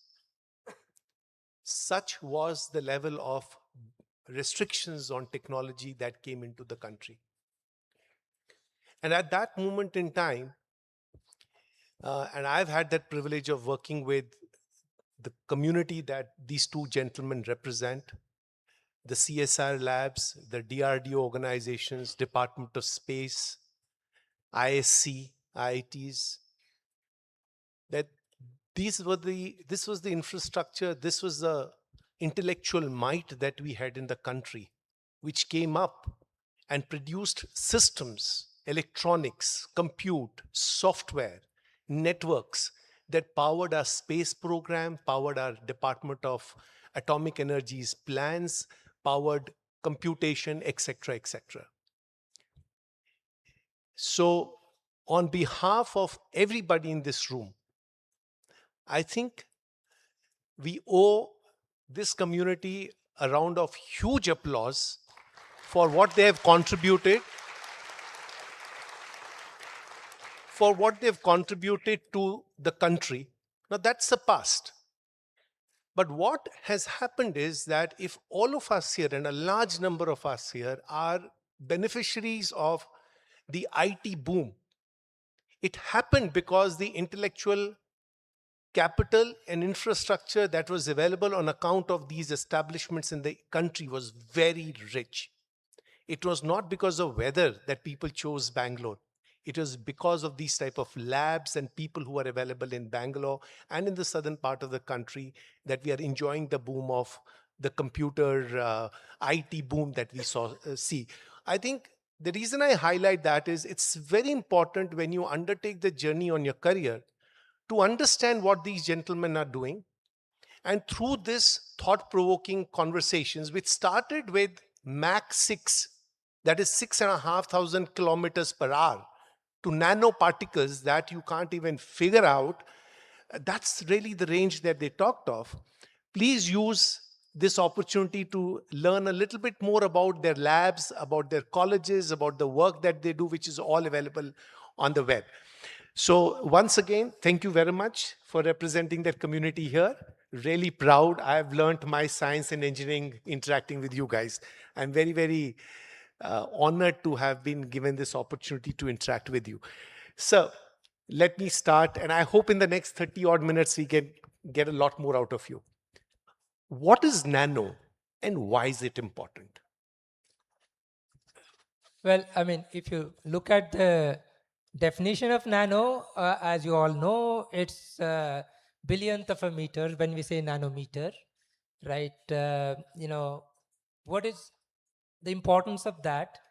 There are multiple things, One is, of course, you can say it's a natural progression, at least in the context of electronics. We started making chips because we made transistors, and the technology used to be defined by the dimension of the transistors. We started with micrometer sized transistors. That's 1/1,000,000th of a meter. That's how small the transistors were. And there was something called Moore's law in semiconductor industry. Some of you may have heard of this. Gordon Moore, co-founder of Intel, said we will continue to miniaturize. Right? That's the technologist's perspective. And we have sort of gone from micro to nano dimension.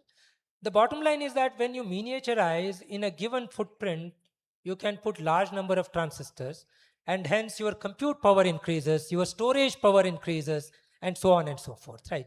So nano is essentially the art and science of miniaturization. So will nanotechnologies take science and engineering into everyday usage of clothes, food, furniture, electronics? Will it be all pervasive in its impact, and how? Absolutely. Besides the compute part. Absolutely. It's all pervasive, right? I already told you the electronics and all that we use, which we take for granted, which is all pervasive in our lives, compute and phones and whatnot. But even if you look at what are called nanomaterials, right? Material science is extremely important even for electronics, by the way. If we did not have the expertise on how to create a pure silicon material, we would not have made, electronics today, right? But beyond that, right, today, even mundane things like painting your wall, we are talking of nano paints. What is this nano paint? Nano clothes. Yeah, right. So there are different things here, right? One version is that you have paint, which will ensure that water doesn't stay on it. Just giving an example. This is again a nature inspired, like a lotus leaf, right? If you can actually engineer the surface with nanoparticles, right, then the water will not stay on the surface. So now if you're painting something, it could be metal or it could be whatever. One of the problem is that if water sticks there, it can result to rusting and so on and so forth.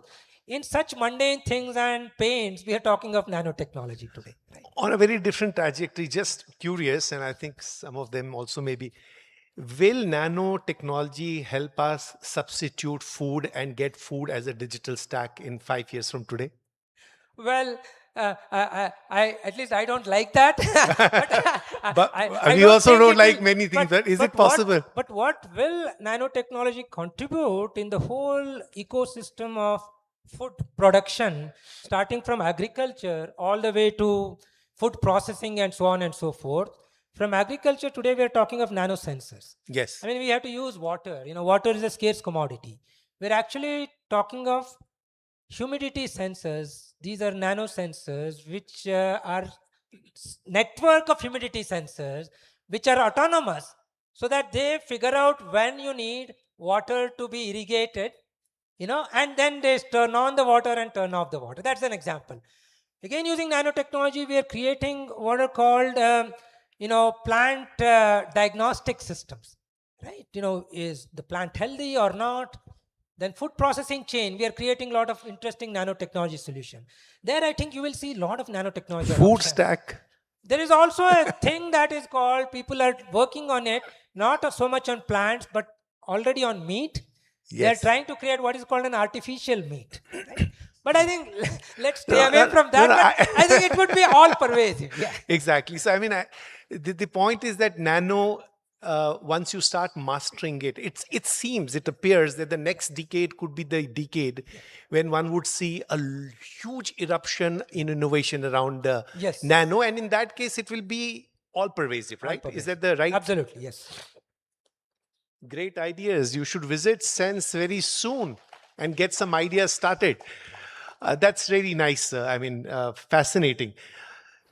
The other thing that I wanted to share with everybody, with your permission, is that the technologies that we use in a day-to-day world is not really very mature in that sense. I mean, it's not new in that sense, because it really originates with the challenges in space, comes down to defense, then comes down to enterprise, and then it comes down to the way we handle it.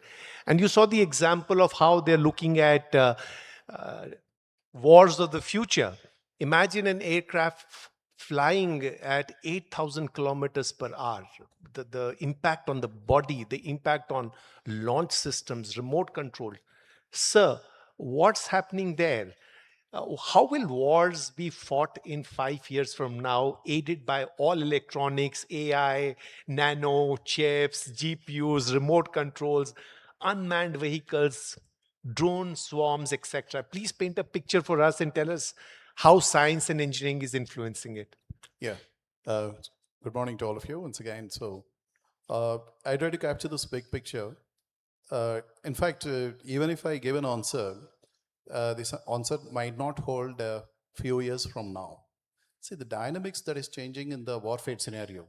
For a long time, it was a belief that, we should develop the 5th generation fighter, 6th generation fighters. Only in the recent conflicts in the war we are seeing, in fact, if you refer to the definition of a drone, the Google meaning of it, actually, it says it's actually the one which performs dull, dirty, and dangerous missions. But only in the recent warfare, we have seen the deployment of the drones quite effectively by be it the Russian-Ukraine war or even elsewhere. Whatever is happening, we are seeing, even in the ops and their experiments, we have seen the drones are very, very predominant. And all this while, in fact, the focus on the drone development in the country has been for, if I may put it, more for intelligence, surveillance and reconnaissance, ISR roles, what we typically call it as, or ISTAR roles, intelligence, surveillance, reconnaissance, and tracking. So, but now the definition of the drone, in fact, you call it as a UAV or a drone, is changing. Now they carry weapons, they can do the deep penetrations. So the changing warfare demands us to think of aircraft designs differently. So, sorry, when the drone is carrying a payload, a bomb, Yes. does it have the vision computing capability at the edge to figure out that here is where the target is, lock it, Okay. launch it, or Okay. does it still happen with remote? Because if it happens with remote, then the issue is latencies, high compute, and if it's happening at the edge, then there is edge AI. So how is it happening? Okay, so good question. But the point is, I think before I address this, I must tell this audience here, there is, there's something called as a delegation. In fact, in LCA was called as, and is called as a full authority digital fly-by-wire flight control system. Okay. Okay, so what is the authority we would like to delegate to the drone? Is an interesting paradigm. In fact, even as we are to roll out the autonomous cars, there are certain conditions. In fact, the autonomous drones and how do they perform when faced with a scenario. Interesting anecdote, probably, if I can bring to the audience. One of the narrations, somebody was posed to us, like, if the car is moving at a very high speed and it had only two options, either hit straight away the person. In fact, to evade some kind of upcoming threat, if you have two options, you have to either knock down an old guy who's walking on the street, or let's say, pass it through a crowd of audience. How would you make a machine do that job? So there are ethical things when it comes to this thing. Okay, while similar this thing, when you come to the autonomy of the drones today, let me be very clear. The autonomous levels that we are talking about achieving, drones performing all by themselves, is still a distant dream. Okay. But what we are actually equipping is, there is always a man in the loop. So that's what we call as a mission commander. And what delegation do we give to them, and what operations can be performed? And this need not be static. Like, for instance, having, let the resources move and assigned a task.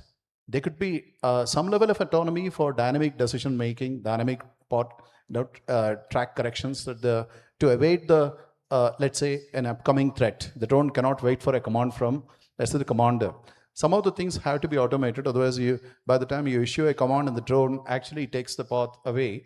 So to the extent of surviving, doing what we call as a guidance navigation is all autonomous. Takeoff, guidance, navigation, waypoint navigation is all autonomous.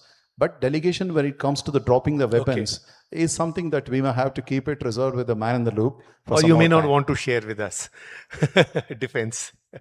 So basically what you're saying is that when we are looking at things like drone and unmanned vehicle, they would have the option of exercising a command as and when they want.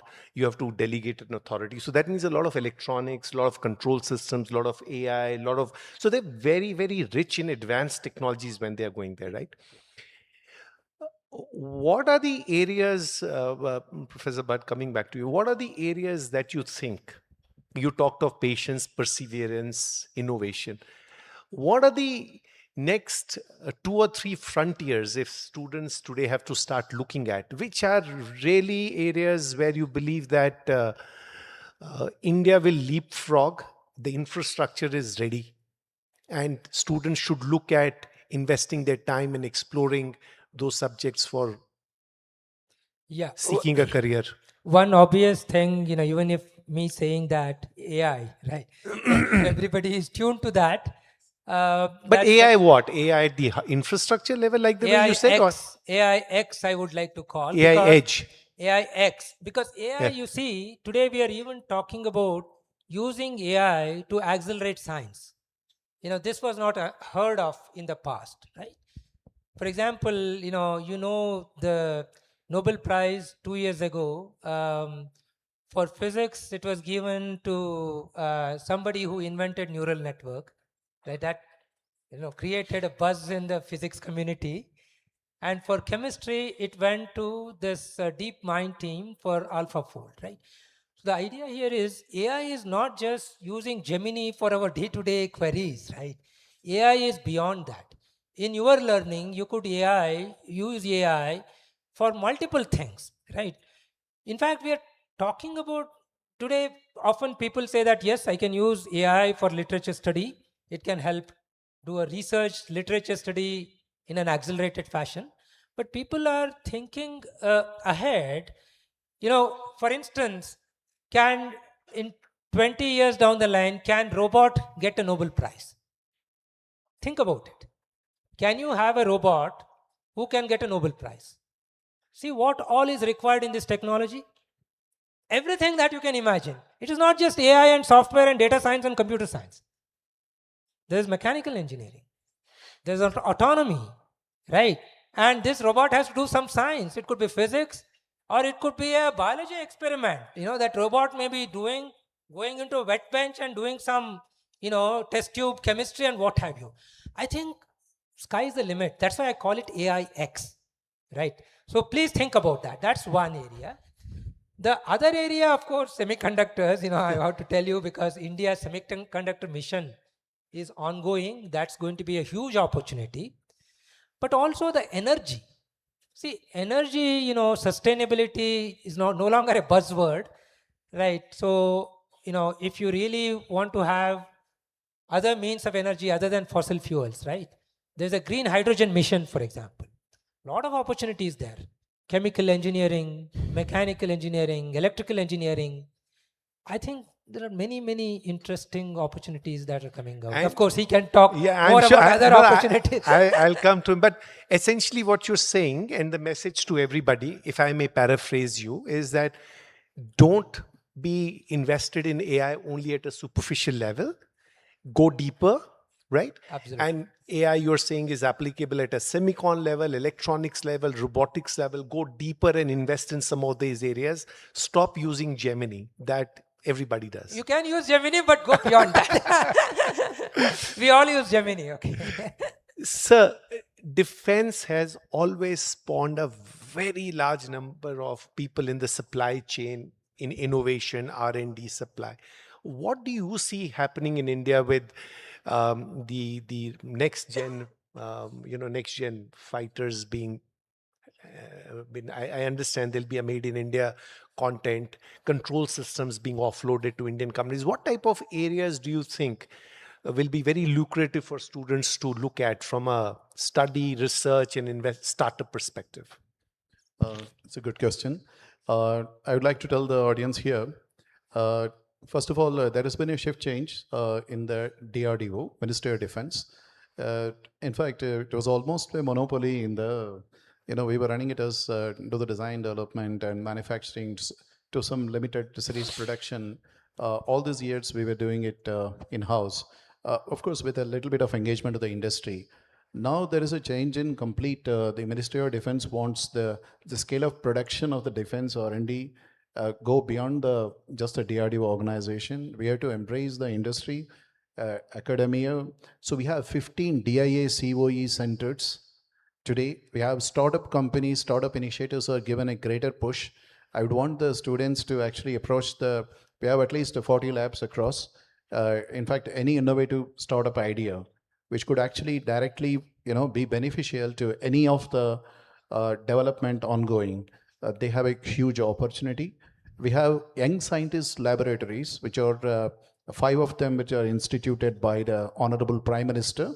Now the conventional thinking of like a hierarchical way that we function had to be shredded, and then of course young minds, let them be the directors, let them be the scientists, and run the lab completely by themselves was an idea, thought process by the Honorable Prime Minister. So we have some of the labs, which are 5 of them. They work on the very, very niche blue sky research or on artificial intelligence, asymmetric warfare. We have young scientist labs. So there is a huge opportunity for all the youngsters.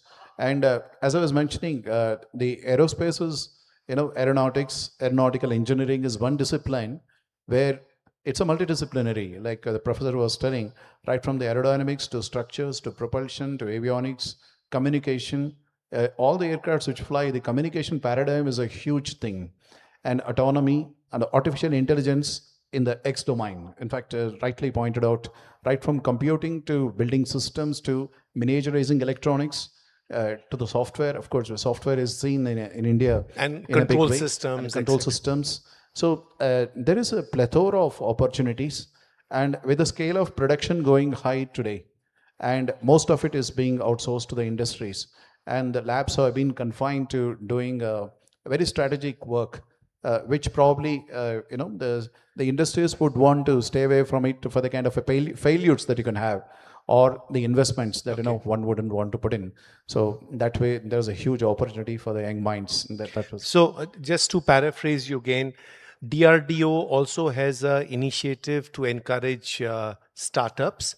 All this is available on the DRDO website. And what students may want to do, that if you just go to the site of CSIR or DRDO or Department of Space or IIT and IISc, you will see a very amazing structure in which DRDOs have been established. AD, ADA, then you have other labs, LRD, and same in the CSR, something for materials, something for chemicals, something for electronics. So these are all centers of excellence in their own way.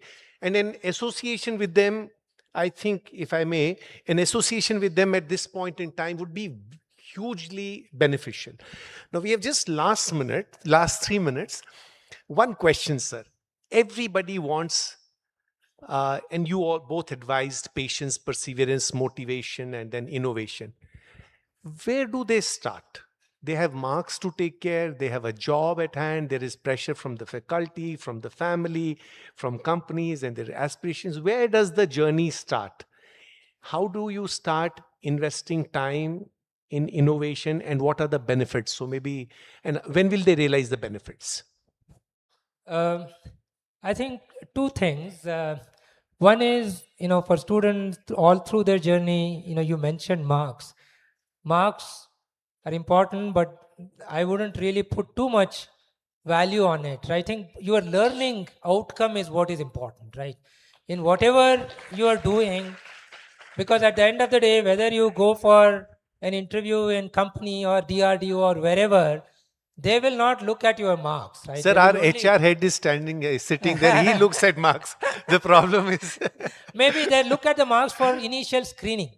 But then when they come for interview with the technical team will discount those initial screened marks, right? We have initial screening through GATE, even for IISc. But when they come for a PhD interview, we don't worry about what marks they had. We only worry about what is their understanding of the subject. That's number one, right? So you need marks to at least pass or to get over that threshold, right? But don't break your head on saying, oh, I lost 1 mark out of 100, that's not your something to sweat, right? That's number one. Number two, I think you need to, in whatever you do, you need to look at what are called pain points. Pain points of customer, pain points of society. Only when you know what is the pain point, what is the problem at hand, then if your learning outcome is good, then you can try and map it appropriately. Because for any problem solving, what you have learned till day is not good enough. You will have to learn on the job, right? But you have that aptitude to learn on the fly, on the job, then you will innovate, right? So that is the most important message that I wanted to give you. And family and all other commitments are there. See, historically also, we all know that, right? We have gone since independence, we have gone through a very checkered history. We were very protective society as a nation. 80s is when we opened our economy. But even now we have that middle class mindset. Failure is not appreciated. In the Silicon Valley, in US, if you have multiple failures, VCs will, give you more money, right? So failure is a stepping stone for your success. Failure, right? In startup, not exams. Not as I said, you need to go beyond that threshold anyway. But what I'm saying is that risk-taking ability is very important. Don't try to be conservative and, be at the lowest common denominator, but you need to really risk-taking, and then you will innovate. So suppose we don't call it the word innovation, which sort of makes you feel... So what you're essentially saying is that if we continue consciously learning and experimenting through the career, and that journey can start now, that's really what will end up, giving you the type of results. And that's what in other English parlance is called innovation. You're absolutely right. All these words are sometimes they make you feel, yeah. They give you a psychological problem. So learning and experimentation, and don't be scared if you go wrong. The HR guys will still treat it with respect, and the professors will also be okay with it. But experiment, right?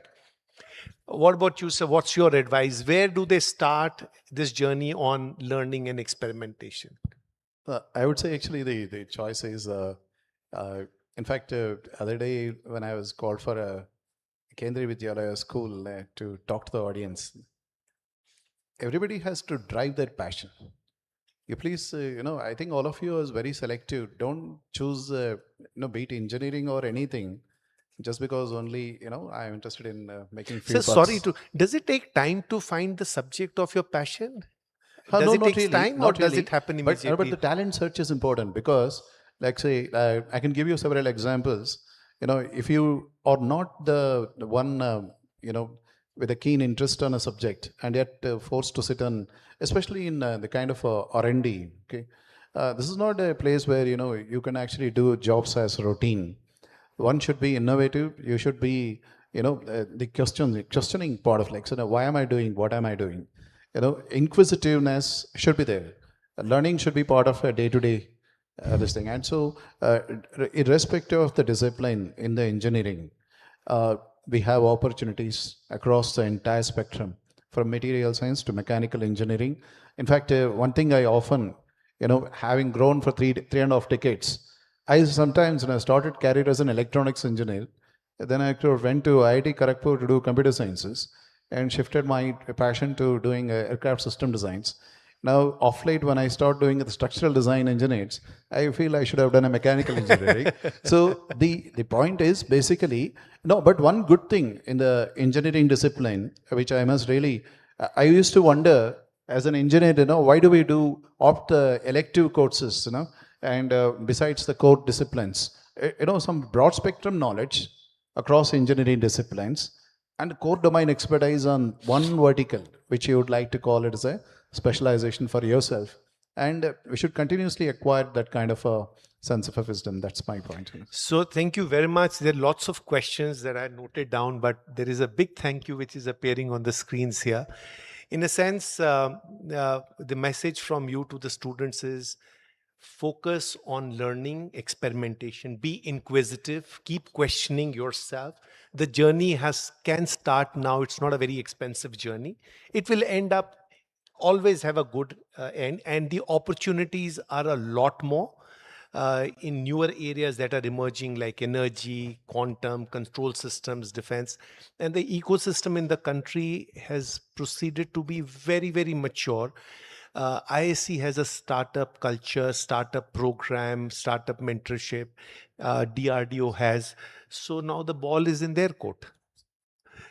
With that, thank you very much. Do we have time for one or two questions? Okay, two questions, please. Let's see. Anybody has a question? Yeah, we'll go with a student if you don't mind. Yeah, please. Oh, there is one at the back also. Okay, fine. Yeah, thank you. Yes, could you please introduce yourself and no, take a mic. Take this. Ani. Yeah, please go ahead. Hello, sir. So I had a doubt, sir. First I started with embedded systems. Then I thought somewhere there is still room for development.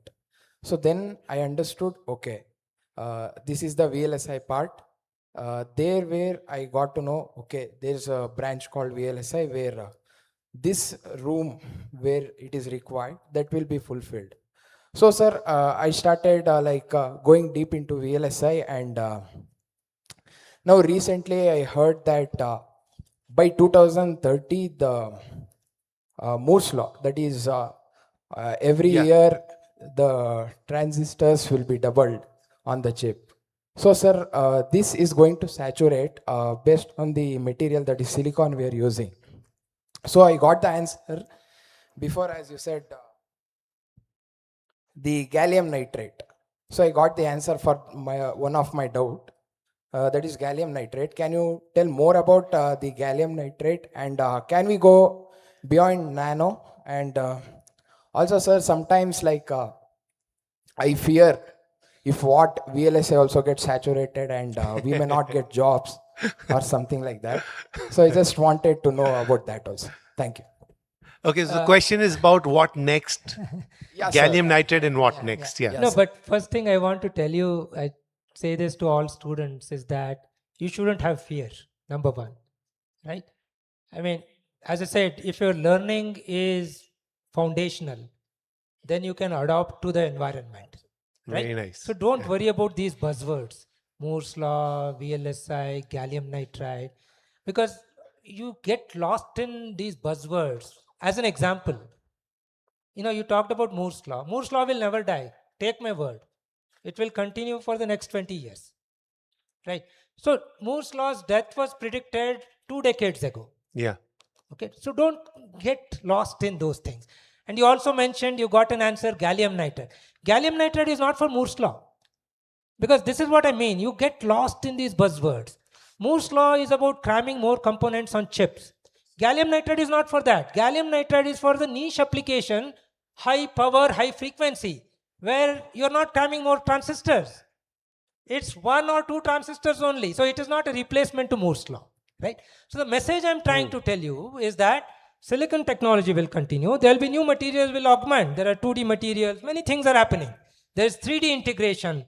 All this will take Moore's law for the next 20 years. Your VLSI design skills, if they are foundational, you will continue to use them for the next 2 decades, right? So keep focus on that. Yeah. I think, thank you for asking that question and a splendid answer. The message to everybody is do not go with headlines in the newspapers. We are all engineers. Go deeper. The more deeper you go, the more foundational, fundamental engineering aspects you start realizing. You'll understand these headlines are for somebody else, right? So that has to be the base law always, right? Thank you for asking that question. Yes, second gentleman.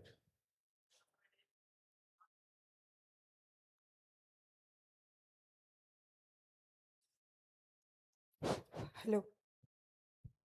Nowadays, technology is more improved, but why the flights are going on accidents, sir? What is the... Achha, more technology is improved. Why are flights still having accidents? Were there more flights? Yeah, please. It's a good question, actually. But let me tell you, actually, I'll take a few. Yeah, please. A complete 2 minutes to. Let me tell you, a component failure is something that you cannot. So when you talk about failures, let me tell you, there are design failures, there are systematic failures, there are functional failures. And all said and done, let's say I have accounted for every contingency, right? Let me give you an example. When we started doing the flight control systems for Tejas, this is with the numbers for the students to appreciate.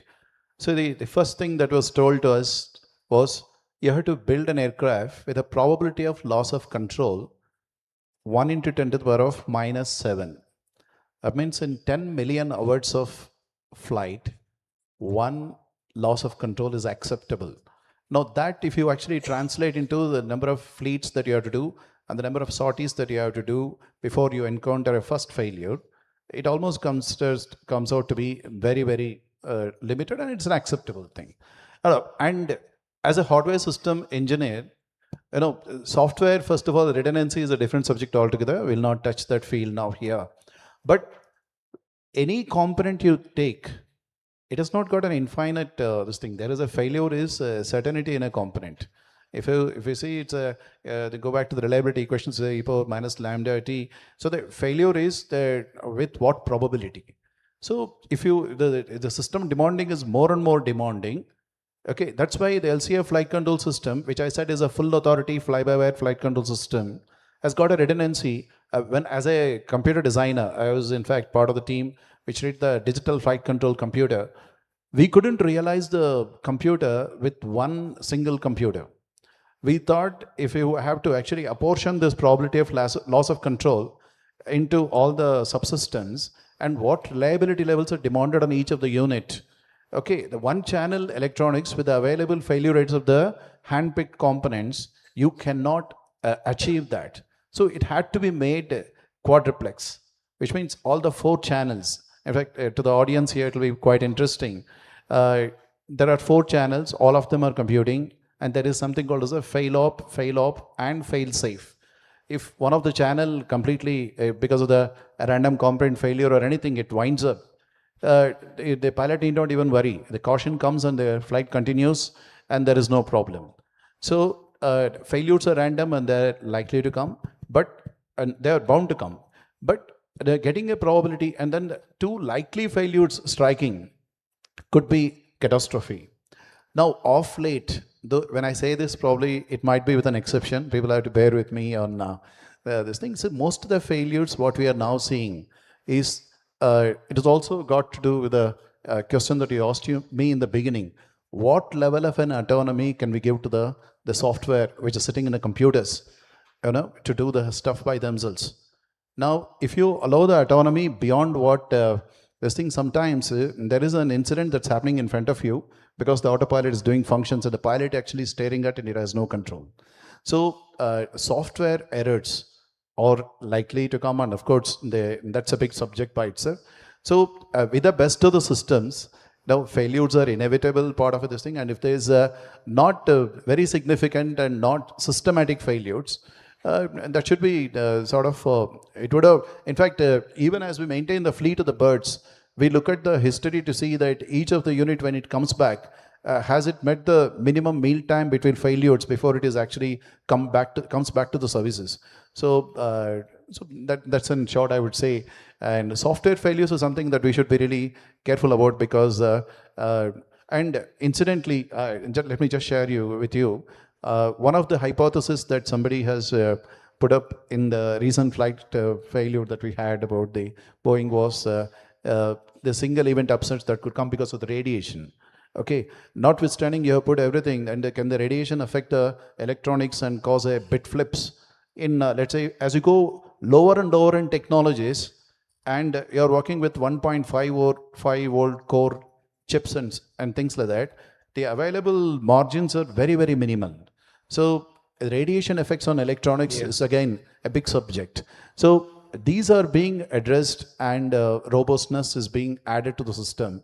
And that's what I would want to put it up on. Sir, thank you very much once again, Professor Bhat. Okay, then that's my question. I also have a question. Yeah, one last question. Yeah, who's? Hello, sir. Hello. Yeah, sorry. Good afternoon, Dilip sir. And Can you speak a bit louder, please? okay, closer. Okay. Thank you, Dilip sir, for presenting a detailed on the indigenous program like LCA and UAV, and also Navakanta Bhat on the nanoelectronics. And I have one question about UAV. I heard that UAV are tailless design. May know the advantage of the tailless design. Why can't we have the same design for our fighter flights? So advantage, you got me a Okay, question. so and I understood what you asked. See, the tailless designs is basically, it is intentional. See, the horizontal vertical tail is a big takeaway in terms of the stealth. See, any RF signal that comes and hits the aircraft is the tail. So when you fly like a bird, the radar signals reflections, you may have to avoid having huge surfaces. So the tailless design is basically to keep the RF signal, that written signal to the, see, how does an air defense system which is located in the enemy territory find out that you are actually cruising into their segment? It's based on their air defense systems, the radars. The radars will send an RF signal, and its reflection is what? So the reflection basically comes from the projection of a radar cross-section of, so you have to minimize this. So the design of a flying wing is basically aimed at, the configuration design is to optimize for RF stealth. And in fact, it makes the problem all the more complex for a system designers. If you don't have a vertical tail and a rudder, controlling a bird when it actually comes and lands is the most complex problem, because you have directional instability, and ready to land the bird, the winds can actually, the decrabbing and coming and landing is the most difficult part. But you have to accomplish this because while flying, you don't want any signature to be visible. So if you want to go beyond, let's say, we call them as ingress, okay? From a point where when you're actually going, the air defense systems can start spotting you. So the entire game of air warfare is sense to shoot. Somebody senses you and he releases a missile, and you'll be shot down.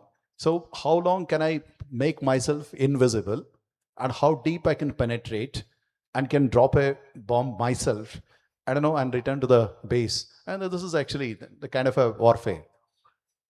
Sir, So do we thank have you. an, So we'll have to take it a bit later. You can take it after this. sir, do we have a UV variant of Navy variant? Yeah. Yes. It's in the stage of configuration designs today. Yeah. Can't tell you all the secrets. So thank you very much once again. Thank you, Professor Bhatt. Pleasure, Thank you, sir. Shri Pleasure. Dinesh. It was absolutely wonderful. Thank you very much. And I'm sure it would have inspired many here. That was truly captivating, illuminating conversation. The depth of learning we achieved please. in this short session is truly impressive. Shalparni, wouldn't you agree? Absolutely, Sneha. Thank you all for those thoughtful questions and for the energy you brought into this conversation. As we approach the concluding moments of this memorable event, we want to take a moment to express our heartfelt gratitude to everyone who made this day truly special and this event a fantastic one. We also thank our virtual audience for your enthusiastic participation. We kindly request our esteemed guest to remain on stage for a few more moments. May I now call upon Mr. Ravi Kumar, Head Human Resources, India and APAC LTTS, to deliver the vote of thanks. Please give him a big round of applause.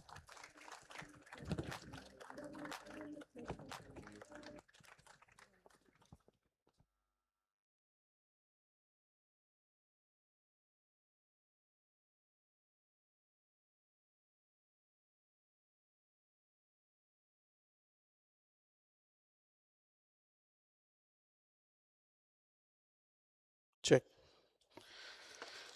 Great. Good afternoon to everyone. This is the fourth Illuminate session in Mysuru, and every Illuminate session after it's over, while going back, it's always a deep sense of feeling that I've learned so much, even though I'm not an engineer. But today's has been exceptionally great with Professor Bhatt and Mr. Dilip with their speech in terms of what they've done and what India is gaining further. And I think the bright minds who are sitting here will have a lot more to do as we move along. Okay, as an HR, while somebody asks is marks is important or not, marks is important for the first step, getting into the organization, but after that it all boils down to how much know-how you have on that subject.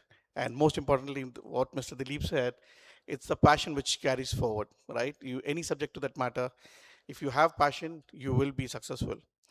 With that, respected dignitaries, honored guests, distinguished speakers, young engineers, and everyone joining us through the live telecast, today has been a celebration of knowledge, innovation, and partnership, reflecting our collective commitment to shaping the future of engineering and technology.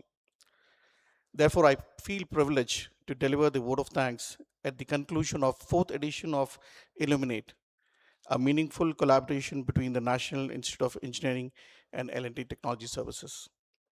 Our deepest gratitude to Dr. M.S. Ranganath, President of NIE Management Committee.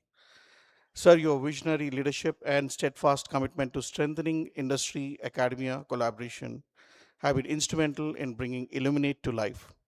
We sincerely thank you for your continued guidance and unwavering support.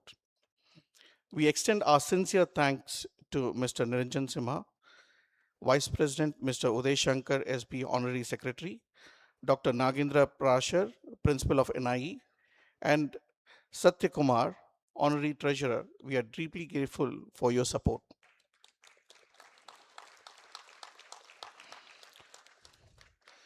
We offer our sincere gratitude to Dr. K.C. Manjunath, Mr. Nagendra Parashar, Dr. H. Pradeepa, Dr. Imran M. Jamadar, Dr. K.R. Prakash, and Shivaji Rao Gaikwad for their invaluable support and contribution to the success of this program. Special thanks to the NIE team members, Dr. N.C. Balaji, Mr. Sharat Chandra, Mr. Vikram Atreya, Dr. Rajalakshmi Kishore, and Ms. Sharmila B.S., whose dedication and teamwork made this event possible.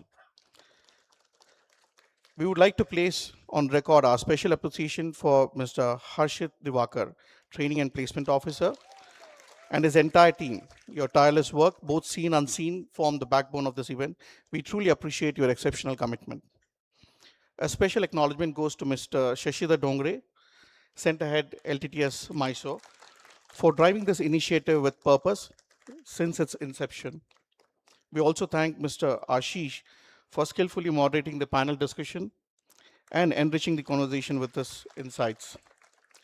We would like to recognize Rishikesh Rao, Chandrasekhar, Shweta, an extended team across marketing, HR, and admin, and IT.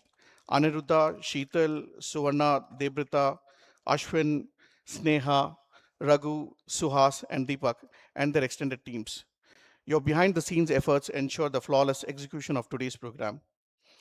Our heartfelt appreciation goes to distinguished speakers, Professor Navakanta Bhat from IISc, whose pioneering work in nanoscience continues to inspire innovation, and Shri Dilip Y from DRDO, whose contribution to aeronautical systems engineering, strengthening our nation's technology capabilities. We are honored and grateful for your time, wisdom, and insights. We also extend our thanks to our partners and technical teams who worked relentlessly to deliver a seamless experience. To all our guests, thank you for your presence, engagement, and participation. We hope today's discussion was enlightening as they were inspiring. Illuminate stands as a testament to the power of collaboration and shared knowledge. We look forward to many more impactful engagement in the years slated. Thank you for making Illuminate 2026 a remarkable success. Stay illuminated, and thank you.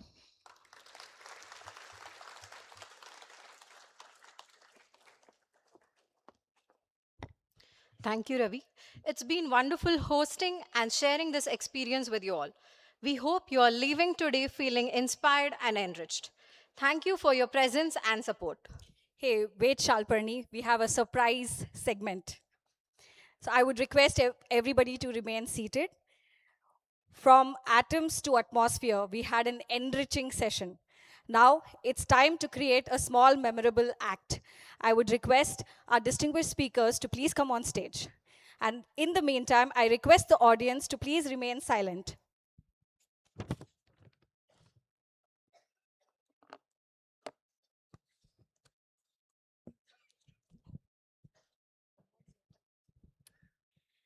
So while our guests are coming on the stage, you will have to wait for our cues. Once we give you the cue, you will have to raise your hands together, put your hands together in the air, and we will scream together as hooray. Yes, let's create a memorable one and definitely something that's going to go trending on the social media. I request you all to please remain silent.